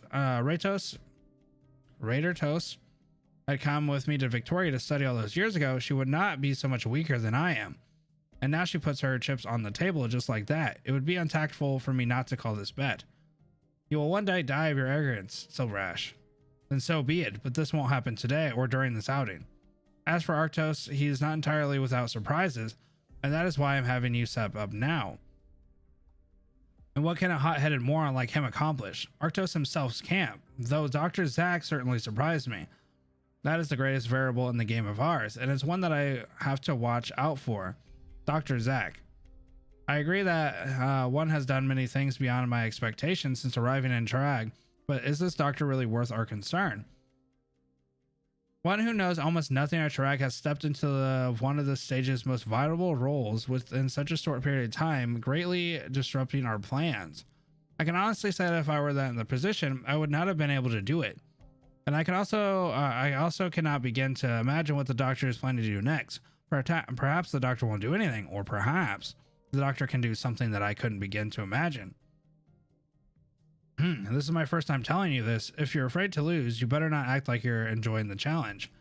You fooled many, but you cannot fool me. You cannot fool the bodyguard you hired from, I want to say this name right. Casimires either. Likewise, this isn't my first time to offer you this rebuttal. Taking delight in a gamble and not wanting to lose are not mutually exclusive. Much of the joy one derives from the gamble comes not from the result, rather it comes from the whole march towards victory. That's how I feel when I do my polls. Fine, say no more. This is always the hardest part for us to reach a consensus. I only wish that I had a chance to save you before your arrogance ends up killing you.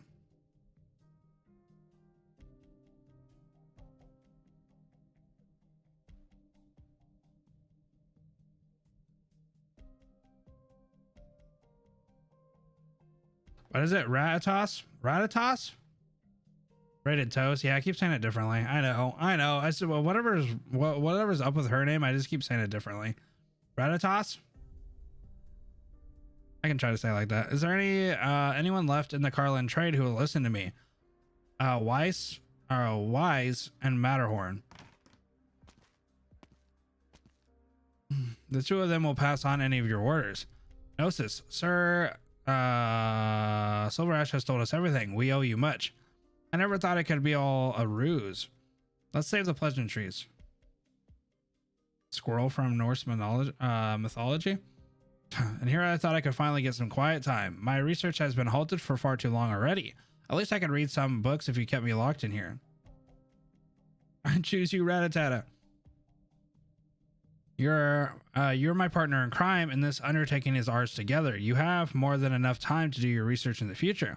That's only if you make it back here alive. All right, we have Degen. It's time to go, Silverash. I'm leaving everything in your hands, Gnosis.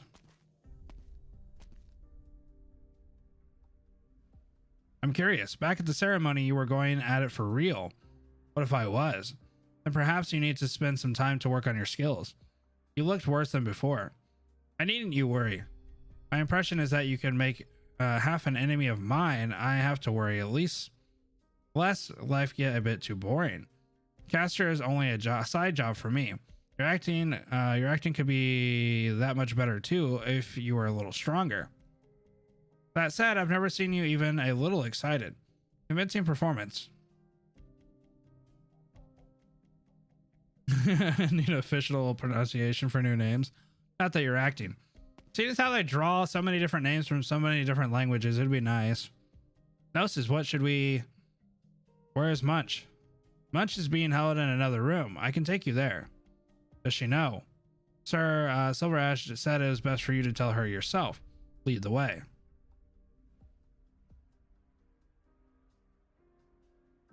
Oh, poor Munch. Sir Gnosis. Munch takes out a dagger from behind her boot. It is her most prized weapon. It's a gift that Gnosis made for her between his experiments. She lightly strokes the dagger, her eyes clouded with doubt and uncertainty. I think Munch's agenda is just to do whatever Gnosis says. She's basically just like, she wants to do what she thinks is best for Gnosis. It's my interpretation of what she's doing. Don't do anything stupid, Munch. It looks like you're well, but then I feel like thank goodness. I'm fine. You've done a great job. I promised you. Whatever your orders, your wish is my command. Judging by your look, I assume you figured it all out. Right. Silverash and I had all this planned in advance. I see. So that's really how it is. The Silverash's Weiss was waiting below the cliff to rescue me, and I've been wondering ever since. If this was all a serrated plan in advance, then what role did I play in it? And now that I find you here, I'm finally sure. My apologies. You needn't ever apologize to me. Munch, you stand firm in your beliefs. I understand, but I will judge for myself what I say. Silverash and I had a riff, leading me to leave Carlin trade and make contact with, how did we say this? Ratatas? That was the plan all along. And then the fewer people who knew of this plan, the better. That's why I never told you. Both of us knew the risk. I had to make sure even the finest details were under our control. Everything had to be absolutely perfect. This wasn't one of my usual maneuvers. This is no do-over. There is no do-over. If that displeases you in any way, I must apologize. No, that's not it. Why? What? It doesn't matter what it is you want to do or what plans you have. I will always support you. Why didn't you believe in me? You could have trusted me. Munch, I hope you can understand. It's because I fully trust you that I handed you such an important task under those circumstances.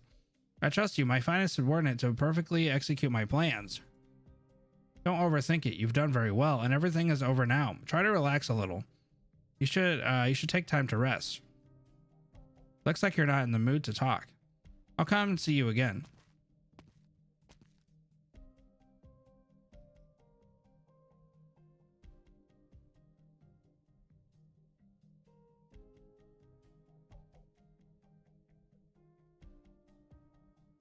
I mean, I don't understand why she's so loyal to him, but that's kind of who it is. Who trusts me and where are they? Sir Gnosis, can I still trust you? I feel like she's just kind of lost.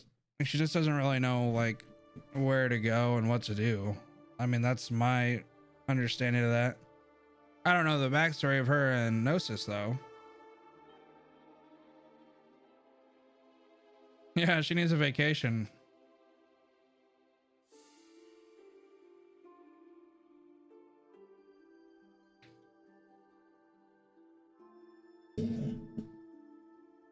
Yeah, it's kind of weird that Silverash is off doing stuff.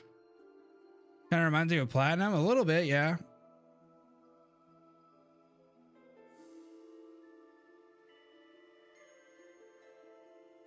It'd be kind of cool. Although, I guess she'd be a sniper as well, wouldn't she? That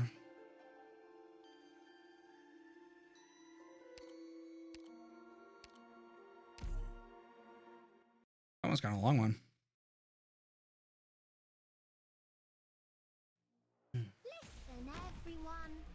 Listen, everyone. Stay calm.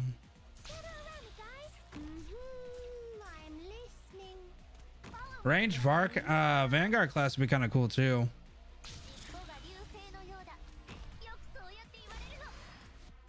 So who's the bad guy? Is there none? I'm confused. So it's hard to say because I rarely doubt, like I really don't feel like there's ever like a bad guy technically in these scenarios. I mean, if you want to look at it from like who's the master manipulator here, it's definitely Silverash, but he's doing it out of what he believes to be the better future for Chirag. Like he wants it to be a more technological advancement, and he also wants them to be able to branch out to more countries and nations because he's seen that the other countries and stuff like that are falling to the catastrophes and they're not reaching out and like helping support each other. So he wants to make Chirag like this magnificent place.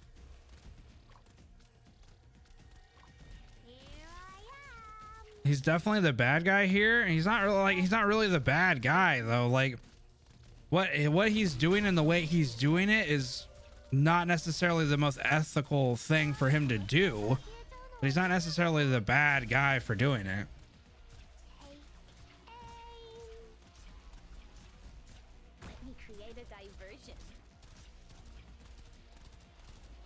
Framing and killing people to seize power is pretty much textbook villain. mean, maybe it's textbook villain, but I mean, even villains have reasons for doing it in most cases. Okay, but in the current timeline, that has not happened. I know it hasn't happened, but he's talked about a country that fell because it didn't reach out. What was it called? Gaul or something like that? It was a country that fell. And he was talking about that and how he didn't want it to be like that. I'm not saying what he's doing is right. I'm not saying him like putting everybody in the situation that he's in is correct, but I'm just saying that's his overall purpose. I'm just explaining his purpose. I'm not saying that he's like, he should be out here killing people and framing people. That's what he's doing. That's how he thinks he can do it the best, I guess, or the most efficient way. And I mean, in the grand scheme of things, maybe he's doing it because he thinks there'd be less casualties, but I don't know.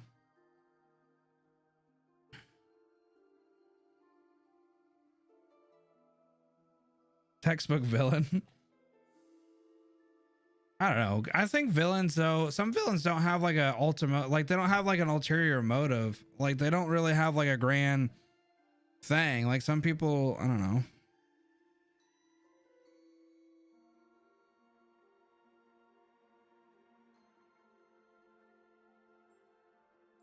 I mean, I don't care if he's an operator or not. I'm looking at him from a person from in the story. I don't care. I don't care if he's an operator or not. I don't think anybody's died up till this point, have they? I mean, the elder, but the elder isn't technically dead. He just got poisoned, but then they saved him. So technically, he didn't really kill anybody.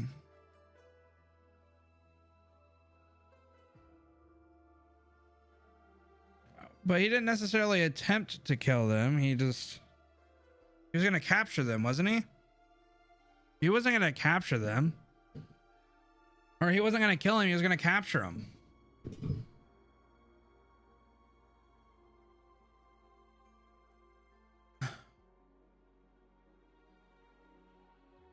So he's trying to do good things by doing bad things.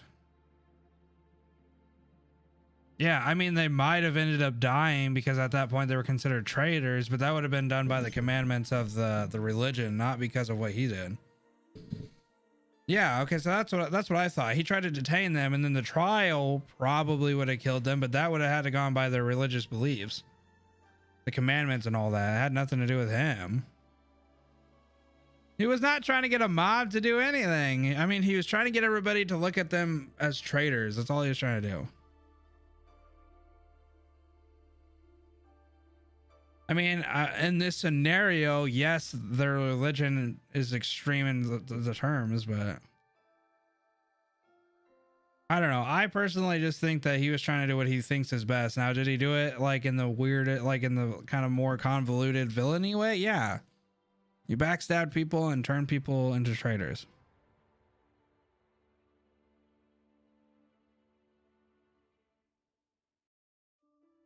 But he's not just willy-nilly doing it. Like, he has an agenda, I guess. But I guess you can say that about any villain, but I don't know. Like, if you're going to compare, like, it's almost like comparing him to Mephisto. Like, to me, Mephisto has a grand scheme thing too, but like, he was literally killing his teammates and stuff over it. A coup de grace isn't justified just because you don't think the country isn't techy enough. It's not because it wasn't techy enough. It wasn't advanced enough and it didn't reach out and it was isolated. It's literally isolated from any other country in Terra. It's not just because it was like techie. He just thought it would eventually come to bite him in the butt because basically all they were doing is trying to get away from everybody and just live in peace without ever reaching out to any other country or any other place. The technology was just part of it.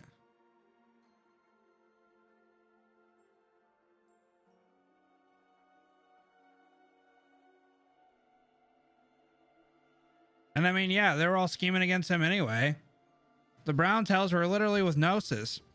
Until we knew that Gnosis and Silverash were together, the Brown Tails were like, I mean, they were kind of held hostage a little bit. I'm not gonna lie, they kind of got into a spot where they couldn't really get out, but they were all trying to be on top of each other anyway. I mean, I don't know. Look, like I said, I'm not trying to say that he's a good guy, that he did a bunch of good things, but I just understand why he did it.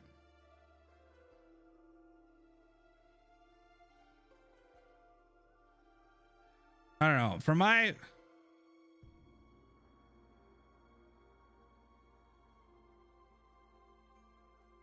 Well, and yeah, that's part of it too. Like another country could why not spend it? Oh, I just haven't yet. I don't know. If I have like a lot of time to like have it, I just usually don't worry about it, I guess.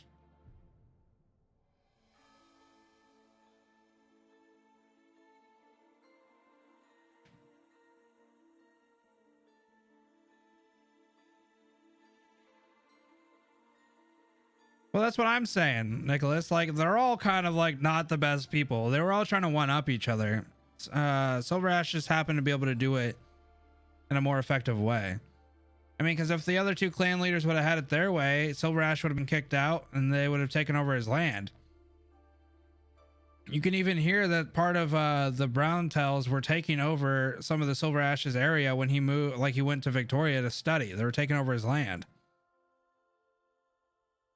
So, I mean, like, am I saying that he should do a coup de grace or whatever the heck it's called? But that's just kind of part of it. It's called politics. Yeah, and what he did is technically politics. This is a corrupt version of politics. Look, I'm not here to talk about the ethics of the man.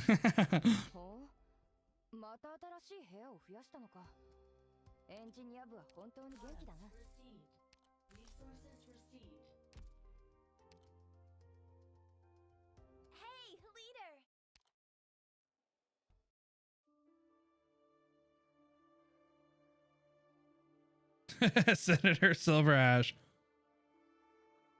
Yeah, but Gnosis also went off on his own. Like, Silverash had no control over that. I know that's not what you're saying, but like, he also played a part that just happened to help Silverash because he was being extreme.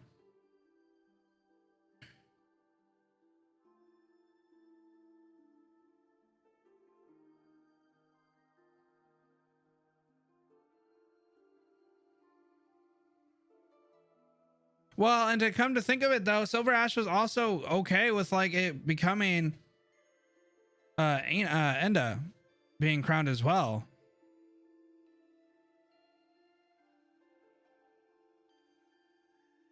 Because that the first part, they even had the conversation between Silverash and Gnosis where he's like, you know, Silverash is trying to reason with him. He's like, hey, you know, I'm trying to do it in the most like, I don't necessarily know how you want to say it, but like the most friendly way to do it, or like the most cost effective way. And Gnosis is like, you're going to have to be able to do it differently. It's going to have to happen. I'm going to play the bad guy. I'm going to play the villain. And then he goes, you know what? I know you're going to say no to this. So actually I'm going to play the villain anyway. And that's going to make it a better ruse.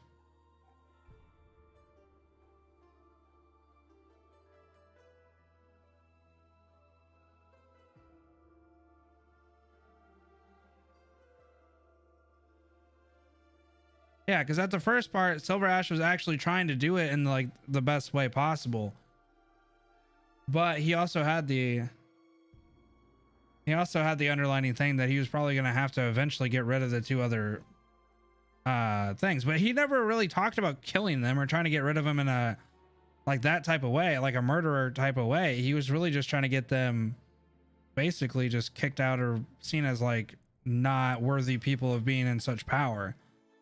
I don't think his intention was to kill anybody. I think his intention was to try to get these guys out of power so then he can step up, or his sister can step up, the sanctis, and then decide what's best for the family at that point. What do you mean not true? He literally said it in the flashback. He said that he was trying to do it in the most honorable way. And he obviously wasn't going to kill him. Okay, he had to save the leaders of the other clans. He had to save the other leaders from getting captured. He wasn't going to have them executed. He was going to have them trialed. Were they going to get executed? Maybe. Maybe that's what was going to happen by the fact that the religion says that. The commandment of the religion would have had them trialed and executed. That's the religion. That's not Silverash. He was trying to get them to be arrested.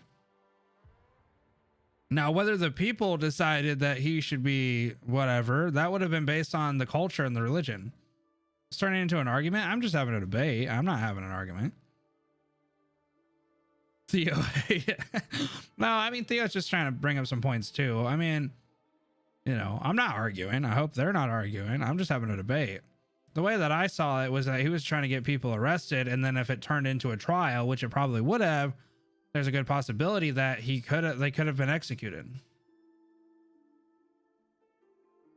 Yeah, but on the top of that, we also knew the sanctis was also going to be in part of that, and she wasn't just going to kill people either. So he was also playing on the fact that he knew. Yeah, he literally said he wanted a trial, and he literally said go capture them. The only reason the doctor stepped in was because he wanted to have them control their people.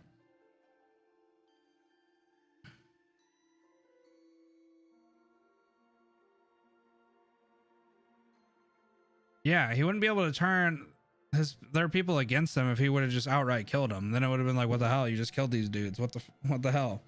And then they'd have like all kinds of different scenarios. The doctor only stepped in, at least from my knowledge, he only stepped in because he thought it would be easier and have less casualties if he could get the leaders of each clan to kind of calm down their people.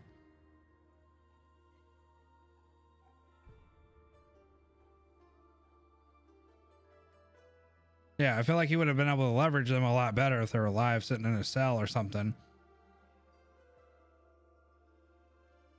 He really didn't have like foolproof anything on Browntail anyway. The only person he had proof on was Arctos.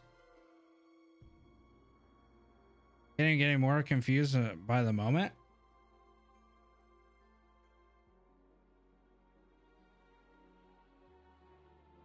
Well, yeah, she definitely wasn't, but she was also going to be the person in power at that point. She would have been the one making the decisions on the trials, I feel like. But I feel like the ultimate goal of Silverash was to make Sanctis the figurehead, or like, yeah, as you were saying, she's like as the person to go for it.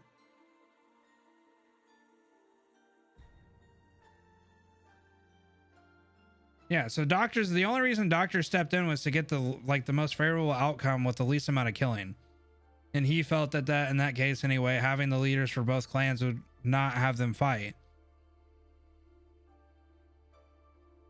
Because she could never fight against her family, but she wasn't fighting against her family in that scenario though. She would just be deciding what happens on the trial. It has nothing to do with her family. Well, okay, yeah, I knew that they knew each other, but that's not as concrete evidence as like, poison, literally.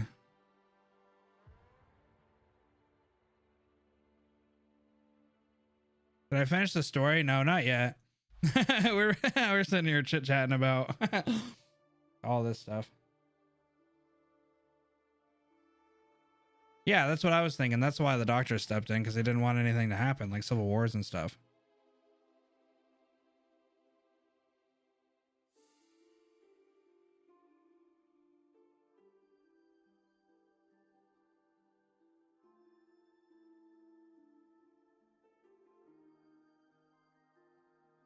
No, I'm just taking a break. Well, I was kind of taking a break, and then I was also just conversing. I don't know. I think it's fun. I like whenever, like, if a story can be this kind of like heavy hitting to where people are having like different discussions and like people are taking things differently. I think that's fun. Can we please continue? I know this is interesting, but we will be all night discussing this. I'm about to move on. Christopher, chill. We're going. I only talked for like 10 minutes. I'm going to try to read all the story here. We'll see how much it goes. That's what I was trying to do. My dear sister, you're jealous of everything I have, my authority, my standing, and my wealth. Yet you don't know that I'm jealous of you for everything you have as well. Your romantic life, your freedom, and your future. I often wish that we had the opportunity to trade places, even though I know we can't. To hand the Browntail clan to you would mean our family's destruction. Likewise, if I could live your life, I would probably be a life of failure. An ethics class? It was just a conversation, a debate. You guys never like have conversations? You guys act like we're... I was just having fun talking, guys. Chill. I can't read all stream. 5 hours and 6 hours of reading constantly would hurt my brain. I should have expected no less, Silverash. Coming to this meeting with just a single bodyguard. I'm not here to fight, and my guess is you aren't either. I'd love to, though. Too bad the Browntails don't have an enormous army like the Pell Rocks. Are you coming inside, Dijin? Would you like me to? You can if you want. Dijin, wait outside. Are you sure about that? I don't mind at all. A show of good faith.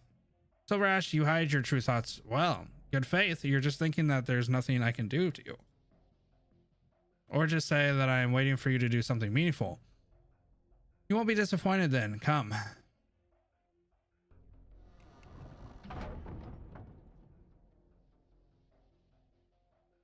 If I remember correctly, this patch of land used to belong to the Edelweiss family.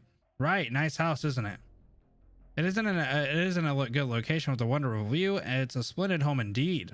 Generation after generation, the Edelweiss, is it Edelweiss? Edelweiss family has been in charge of Chirag's texts and scriptures, and they've always enjoyed a decent relationship with the three clans. It was my grandfather who ordered this house built as a villa.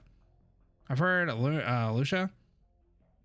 Luca, I've heard Luca had an interest in architecture. Architecture? Oh my god, why did I say it like that? Architecture, and judging from the building's design, I dare say that even Victoria's celebrities architects would have plenty to praise for it.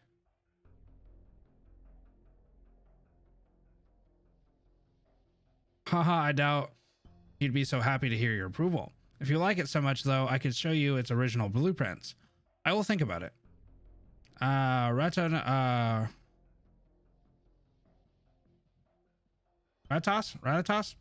Now that we're sitting here to share a conversation, do you know what I'm reminded of? What? That time 7 years ago. 7 years ago? Oh. You just come back from Victoria. You brought lots of stuff with you to develop your territory. Then you wanted to restore the Silverash's seat on the Tri-Clan Council and to throw the country's gates wide open, so you came to me. You told me that once we opened these gates, we would have business, and the people of Kerdrag would get to eat better, dress better. After that, you and I persuaded Arktos and the Great Elder together, and so Chirag's gates were flung wide open, allowing us to do business with the outside. Those were wonderful times. Ratos takes a sip of her... Was it Siska milk? Her words carrying a lot of nostalgia. There were indeed wonderful times. The Silverashes and the Browntails worked together, side by side, while Carlin trade represented Chirag. Chirag traded with the outside world. Capital, technology, and skilled workers flowed into Kerdrag, and everything seemed to be going in the right direction. Yet you chose to put an end to those wonderful times yourself. Ratos, I used to believe that you were an excellent partner. You were a disappointment yourself, Silverash. Those wonderful times were yours, not mine, nor was it Arktos, and much less Kerdrags. Why I cannot say this word all of a sudden? In the end, only Carlin Trade lived a good life. No one else did. How is that in any way wonderful? Still, it's too late for me to say all this. The match has been decided, and I lost. The loser has no right to talk so lawfully. No loser would call herself a loser, Ratos. Tell me, what would you do about my parents' death? What do you know about my parents' death? Silverash, do you think your parents were murdered by my grandfather and Arktos? The investigation at the time concluded that my parents were killed in a train accident caused by Gnosis's parents. I never believed it, though. At the time, just like the Tri-Clan Council of today, both Luca and Arktos' father opposed my parents' industrialization plans. I find it very hard to believe that those two are not connected in any way. In that case, let me tell you the truth. The truth is that your parents did indeed die in a train accident. The only difference is that my grandfather framed the Elderweisses. Hold on, I'm not done yet. My grandfather had actually been planning to have your parents killed. Okay, we're just not going to talk about how that's gonna... The house was prepared so that your parents could be burned alive inside during their visit. Alas, they died on their way here. And so this place, meant to be their tomb, was spared. Right, Arktos' father acquiesced to my grandfather's plan too. And as you know, a few years later, after your parents' passing, Arktos' old man passed his chain title over to him and went off somewhere. Nobody knows if he's actually still alive. I assume you didn't invite me here just to boast. Ratos. I never imagined this would happen, you see. I didn't want anything to do with my grandfather's dealings. Yet in the end, the house where he was going to murder your parents is now where you and I will die together. That is indeed ironic. I was just going to try to kill both of them in here. 2 bargaining chips for your life. I'd say it's a fair deal. Ratos pulls the handle by her right hand. A chorus of mechanical sounds can be heard from beyond the ceiling and walls, almost like sharp laughter. Straight up a trap. This is where your parents should have died, and this is where you're gonna die. With me. Wait, isn't that the trap house Grandpa left behind? Why is it on fire? Isn't she in there with Silverash? Don't tell me she wants to die with Silverash? Ratos. Hey, what are you doing? Come out, Ratos. Akbar. Stinking bitch. Damn it. Why won't this door open no matter how many times I hack at it? Ratos. Ratos. Sis. Damn it. Ratatouille. What's up, lazy cat?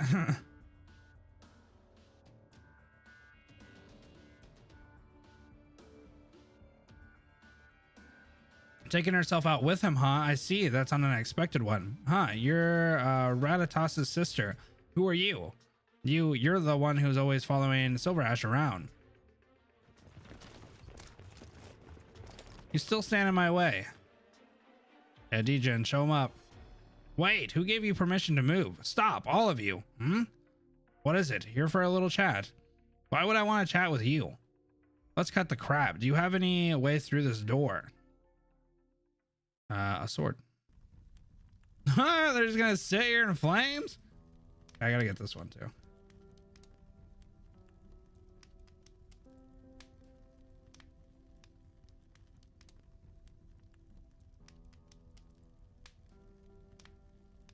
Oh, how's this? Oh, I can't click.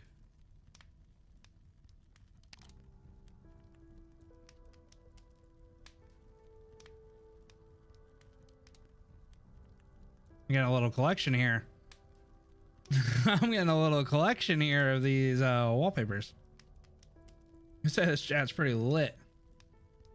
It's literally the meme of them doing that. It's so loud outside. After all these years, his trap still worked perfectly.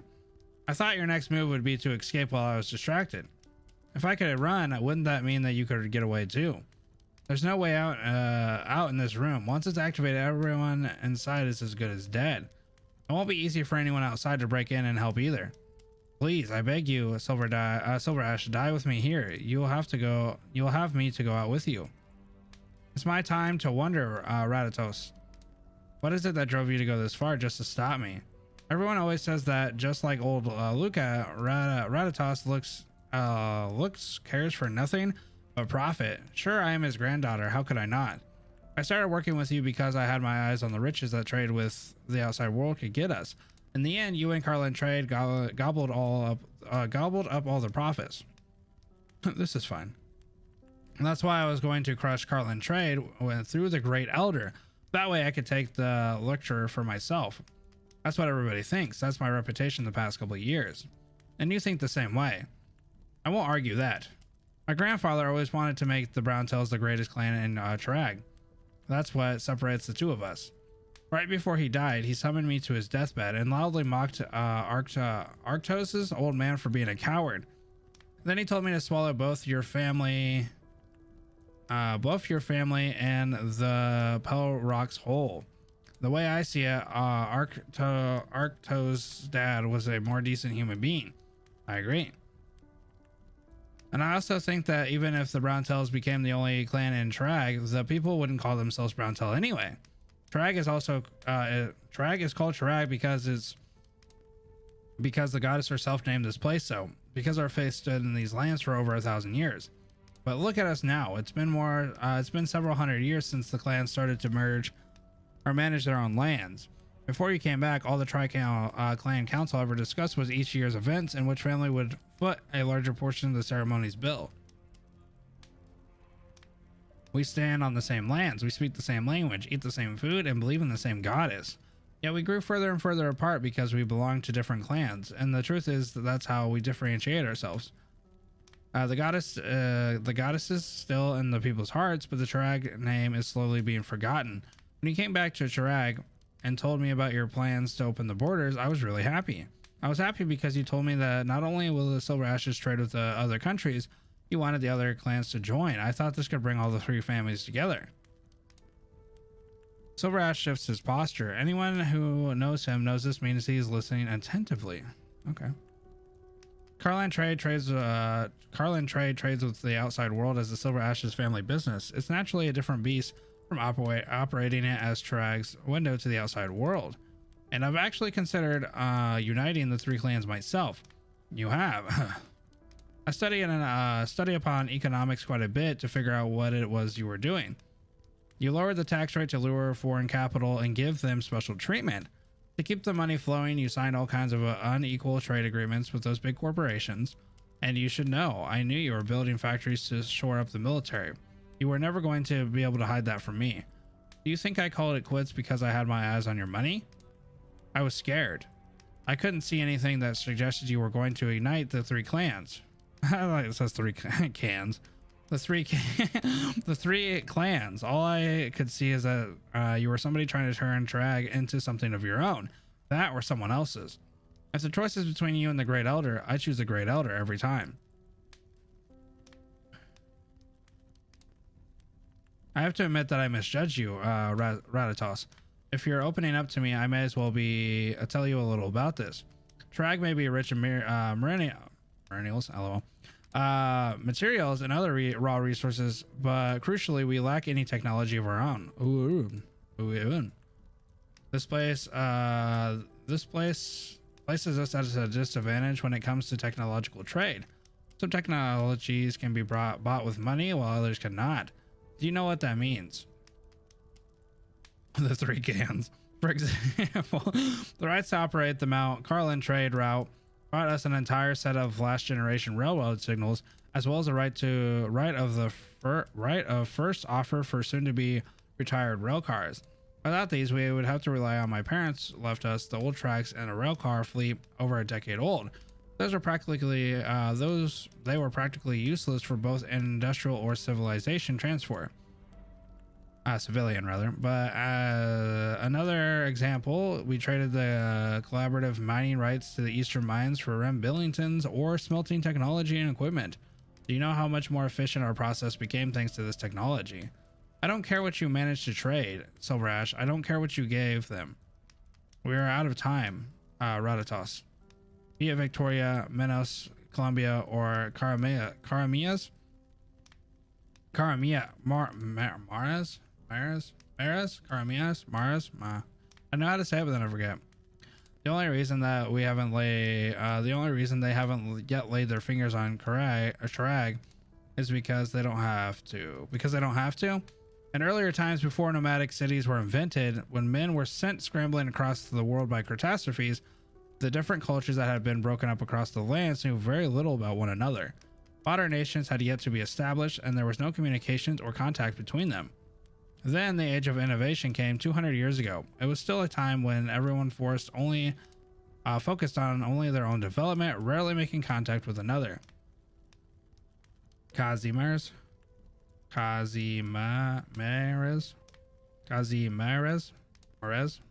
don't know.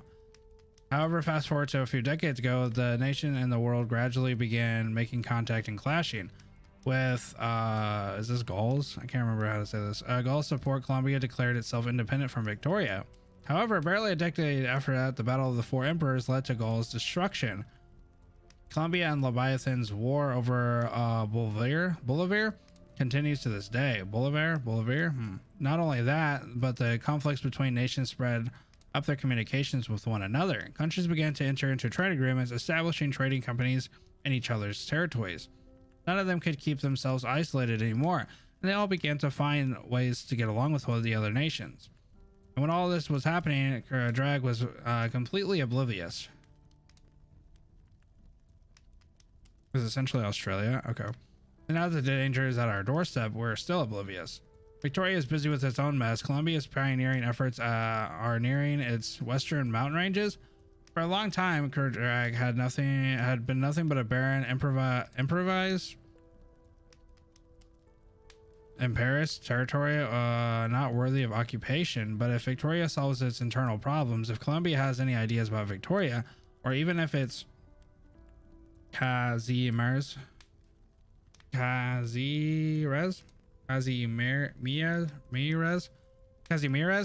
wants to head south. But when the time comes, do you think Tarag will be able to enjoy peace? Poor? Oh, basically poor. Okay. Hey, I'm talking to you. Are you even listening? Look, I'm begging you. Do you have any way to bust down this stinking door? Like how she just always puts stinking and everything. Put down this stinking door. How clamorous. What was that? Pipe down and don't come too close. You'll ruin my uniform. Is this time to worry about all that? Djinn shoves Russ, who is tugging her arm to the side, and walks towards the small house where Silverash and Ratitos sit. Ratitos. All the windows have been sealed shut with metal plates, and there is a thick wall right in front of her. Casual Z like GG with Z.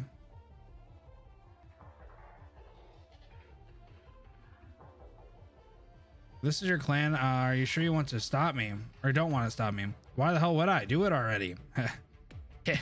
That's what I always imagine when I see that. I always hear Djinn grins a little and cuts through the wall with ease. Then she lightly kicks the wall, sending what appears to be an indestructible barrier collapsing onto the ground like a child's toy, she says. The only thing that serves as a testament to its tremendous mass is the loud bang that can be heard when the wall crashes to the floor. However, Djinn doesn't seem satisfied with the result. If I knew this would happen, I would have ignored Silverash and thrown my old buddy into the storeroom. It's too much of a pain to do this with a sword. The bodyguard tosses her blade aside and picks up her namesake sword breakers from her waist. I always just imagine go hit. The wall crumbles like a sheet of paper through a shredder. It's a pretty old house, right? Knock, knock. Are you guys in here having fun? The flames are spreading throughout the room, engulfing everything in their path. Yet the room's two occupants seem completely unconcerned about what's happening around them. It is as though they can't feel any of the heat, or perhaps they themselves are burning even hotter than the flames around them. I have to admit that I never expected you to feel this way about Tarag. If our conversation had happened sooner, things would not have come to this. But it seems that this must have been inevitable.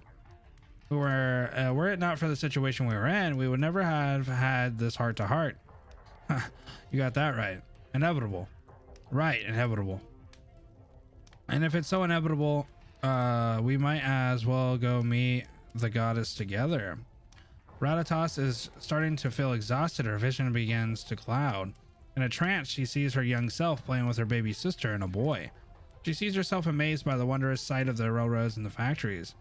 They are all moments to which she can no longer return. She shakes her head. Silverash, sitting opposite her, has maintained his posture throughout.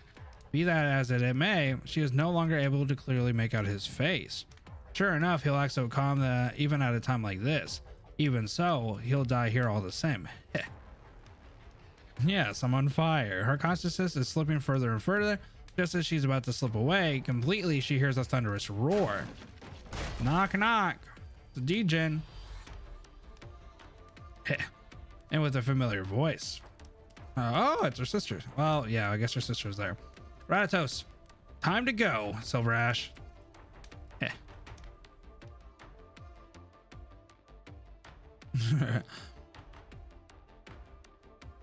Sorry, you guys can't die together.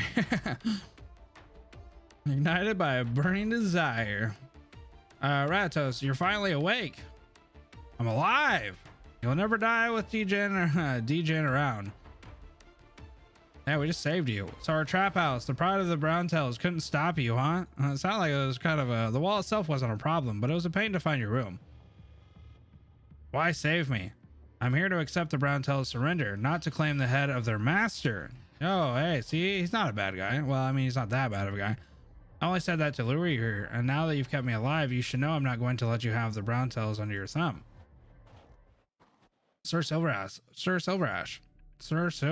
do you really escape from the burning house? Did you really escape from a burning house? Ratitos, she's the one who did this, isn't she? Don't worry about her. Quick, find us a coat. Take mine, Sir Silvercoat. Take my coat. A nobleman from among the crowd inadvertently removes his coat, and he then courteously walks up to Silverash and puts the coat over his shoulders. However, Silverash takes the coat off and walks to Radatos, who is sitting on the ground, to put the coat on her instead. Then, without saying another word, he stands up and heads for his car, parked on the side of the road. Not only did he not arrest Radatos, he gave her the coat. He is far too generous. I don't know. Sometimes I feel like this is kind of a power move, though. This is still kind of a power move, right? I mean, he's still kind of like, I'm still like the guy on the high road here. Hey, Radatos here. Should we, you know, Sir Silverash just spared her. I'm not sure that's a good idea. What do you know? Sir Silverash is giving us the opportunity. I wouldn't say that. What do you think you're doing? Huh. Russ, huh? Don't worry. We'll take care of you too. Scram, all of you. Yeah, he's definitely playing like the benevolent one. So like, he's definitely doing some PR stuff. Yeah. This bitch is nuts. He's manipulative, not bloodthirsty. Yeah, that's a good point. Hey, Radatos. Radatos, snap out of it. We gotta move. To where? Where can we go? Look around us. They're all brown tail subjects. Can't you tell just looking at their eyes? I've lost everything. Oh, they turned into old men. Grr. Yeah, what's Sharp doing here? Looks like I got here too late. You're the one who saved me and Arktos. So even you came to laugh in my face. No, the doctor who would like to have a chat with you. The doctor would like to have a chat with you. I'll pass. Looking where we ended up, what good would that bring us? I don't know. Maybe we should figure it out. The doctor's pretty cool dude. Speaking from personal experience, the doctor's an alright guy. He's a little crazy, and he's a little bit of a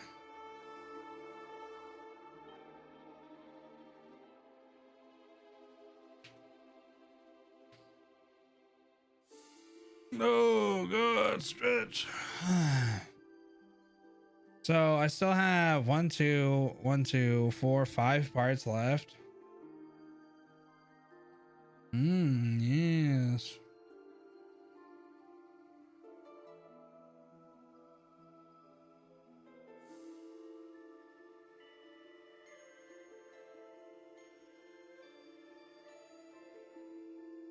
Last 2 parts are long. Oh, don't tell me that.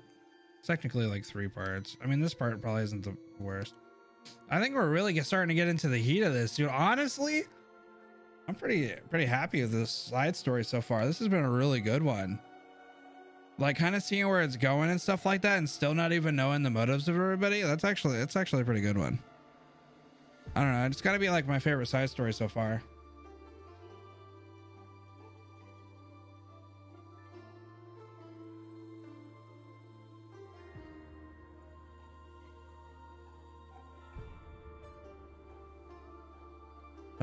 Doka getting the team together. Doka's doing something. I don't know. He's kind of like no lengthy monologue. Yeah, is he really a villain if he's not sitting there talking about his?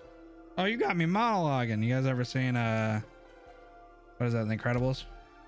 Oh, you sly dog. You got me monologuing. It's like one of my favorite times. Yeah. Yeah, we still have to come back anyway because we got to do the EX stages. I'll probably do the story before the EX stages. And then we'll come back for the EX stages, but I love how they're just sitting at the fire and they're just talking about stuff. You may have outsmarted me, but I outsmarted your outsmarting. So it's probably worth getting all of her stuff though, isn't it? So 200, 400. Oh, there's all 200 though. 200, 400, 600, 800. 1,000, so I can actually get her full pot or her full thing. Call them pots? I don't know. You sly dog, you got me monologuing. Other than that, I need these though. Oh, it goes up. Oh, that's unfortunate. That's okay. So basically all I really want though, other than this right here, is these. I'm gonna go ahead and buy these though, I think. What does?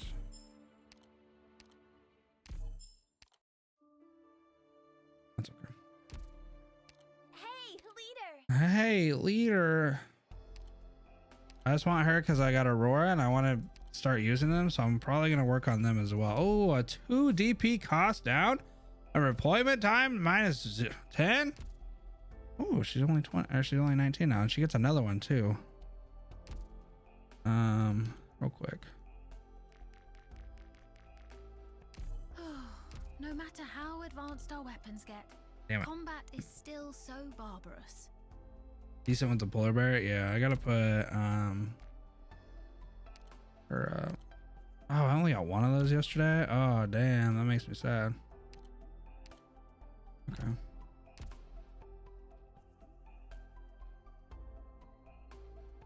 She's only OP with negative 3 DP with pots, I think. Yeah. Well, I'll get there though. I mean, having it be negative 3 is pretty cool.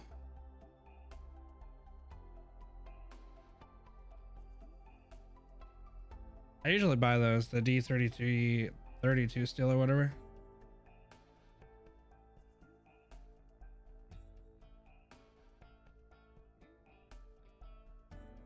Oh, are they? The free to plays are a little bit more. Oh. 700k if you get it all. That's kind of wild. I'm poor now. Yeah, I still gotta get blemish shine, so that's why I want these. If I can buy this from the shop. Oh, actually, no, I didn't even think about it. I could have E2 blemish shine in front of you guys and chat. No, I can buy 2. Oh, I could have bought 4 and I could have blemish. Oh no, I thought it was the other ones. Damn it, I thought it was these ones. I was like, oh, I need 7 of them, so I don't really care. Damn it, you did tell me too, didn't you? Oh no. That's fine. I know we have 12 more days, but I wanted to do it now. Yeah, it is annoying to build in the workshop, which is why I haven't done it yet, because I grinded out these ones and I was like, okay, cool. And then I went to start making these, like, oh, that's gonna take so long to do. Oh, we can get Blimmy next stream too. Yes, just run a stage a few more times. If I have any more thingies, I could. How do I could try. I don't know if I can get 400 though. I think I have another. I don't know. There's one that was like do so many missions so many times or something like that. I think I'm pretty close to that. Unless I already got it.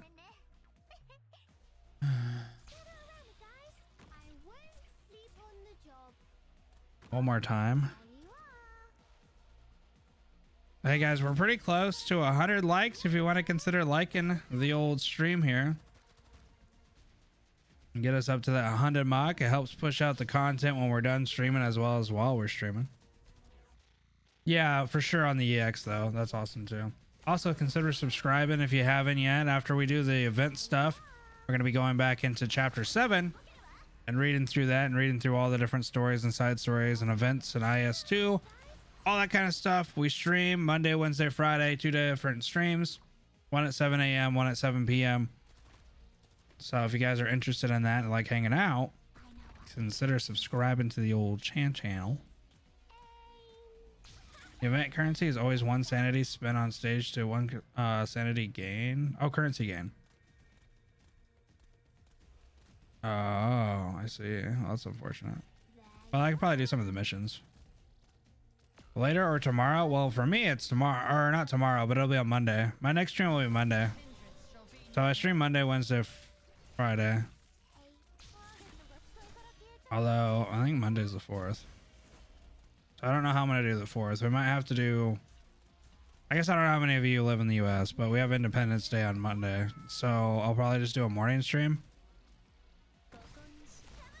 So it'll probably just be a morning stream on the 4th, and then we're gonna, well, maybe, I don't know. I'll have to see. I'll have to figure it out this weekend, but I'll say it on Discord. If you guys haven't joined the Discord, feel free to do so. I'm gonna find a way to do this, because I heard the other, or like during the other stream, that there was a way to, in Discord, have it convert to the time zones that you're in, so whenever I post something, it'll actually say what the time zone is.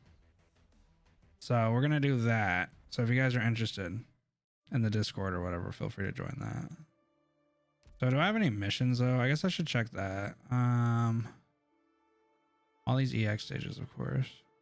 I'm gonna do it 45 times. I'm not doing that. At least not right now. I'm not. Okay, well, Blim's gonna have to wait. Sorry, chat. Would love to have shown you E2 Blimmy on the account, but I don't listen to chat apparently, and I could have just done that when you guys told me. Damn it. Yo, I'm not mad though. Getting her is actually pretty good as well. Damn it, dude. I didn't know that.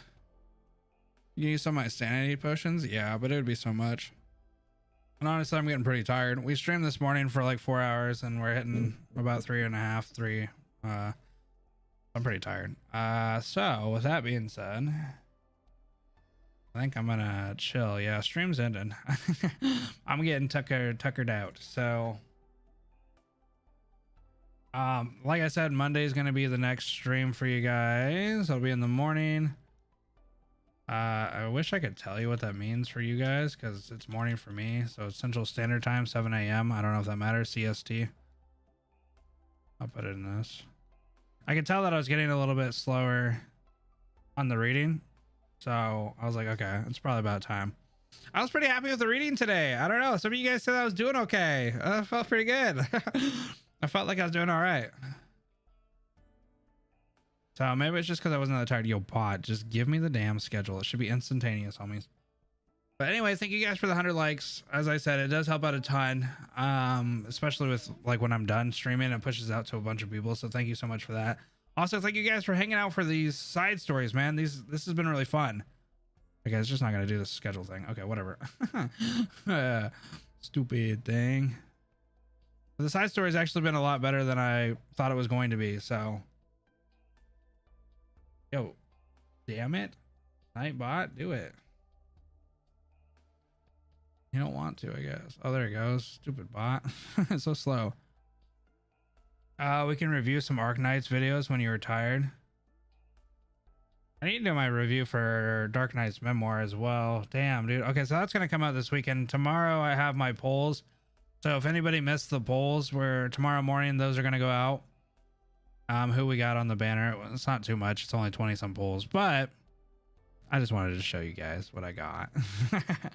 So those are going out tomorrow morning, and then I'm going to do what I think about the Ian voices. I'm going to do like a rundown, kind of going through it and stuff like that. And then we're going to do with the Arknights memoir as well, review. So that's what you got to look forward to video wise for this weekend. And then Friday or Monday morning streaming, we're going to probably continue this, get done with the story, kind of get ready for the EX stages on next Thursday or whatever. So anyway, thank you guys so much for hanging on. You guys got me monologuing. Look at you sly dogs. You got me monologuing. I'm gonna turn some real music on, I guess, because I don't know if this is gonna. Good night, good morning, whichever it is for you guys. Love you guys. Hopefully it's gonna play music. Yeah, yes. I'll probably grind out some of this stuff though. Anyway, have a good night, guys. Peace. Spam your emotes if you got them. Show everybody what they're missing. No, I'm just kidding. I'm just messing around. But see you guys. Have a good rest of your night.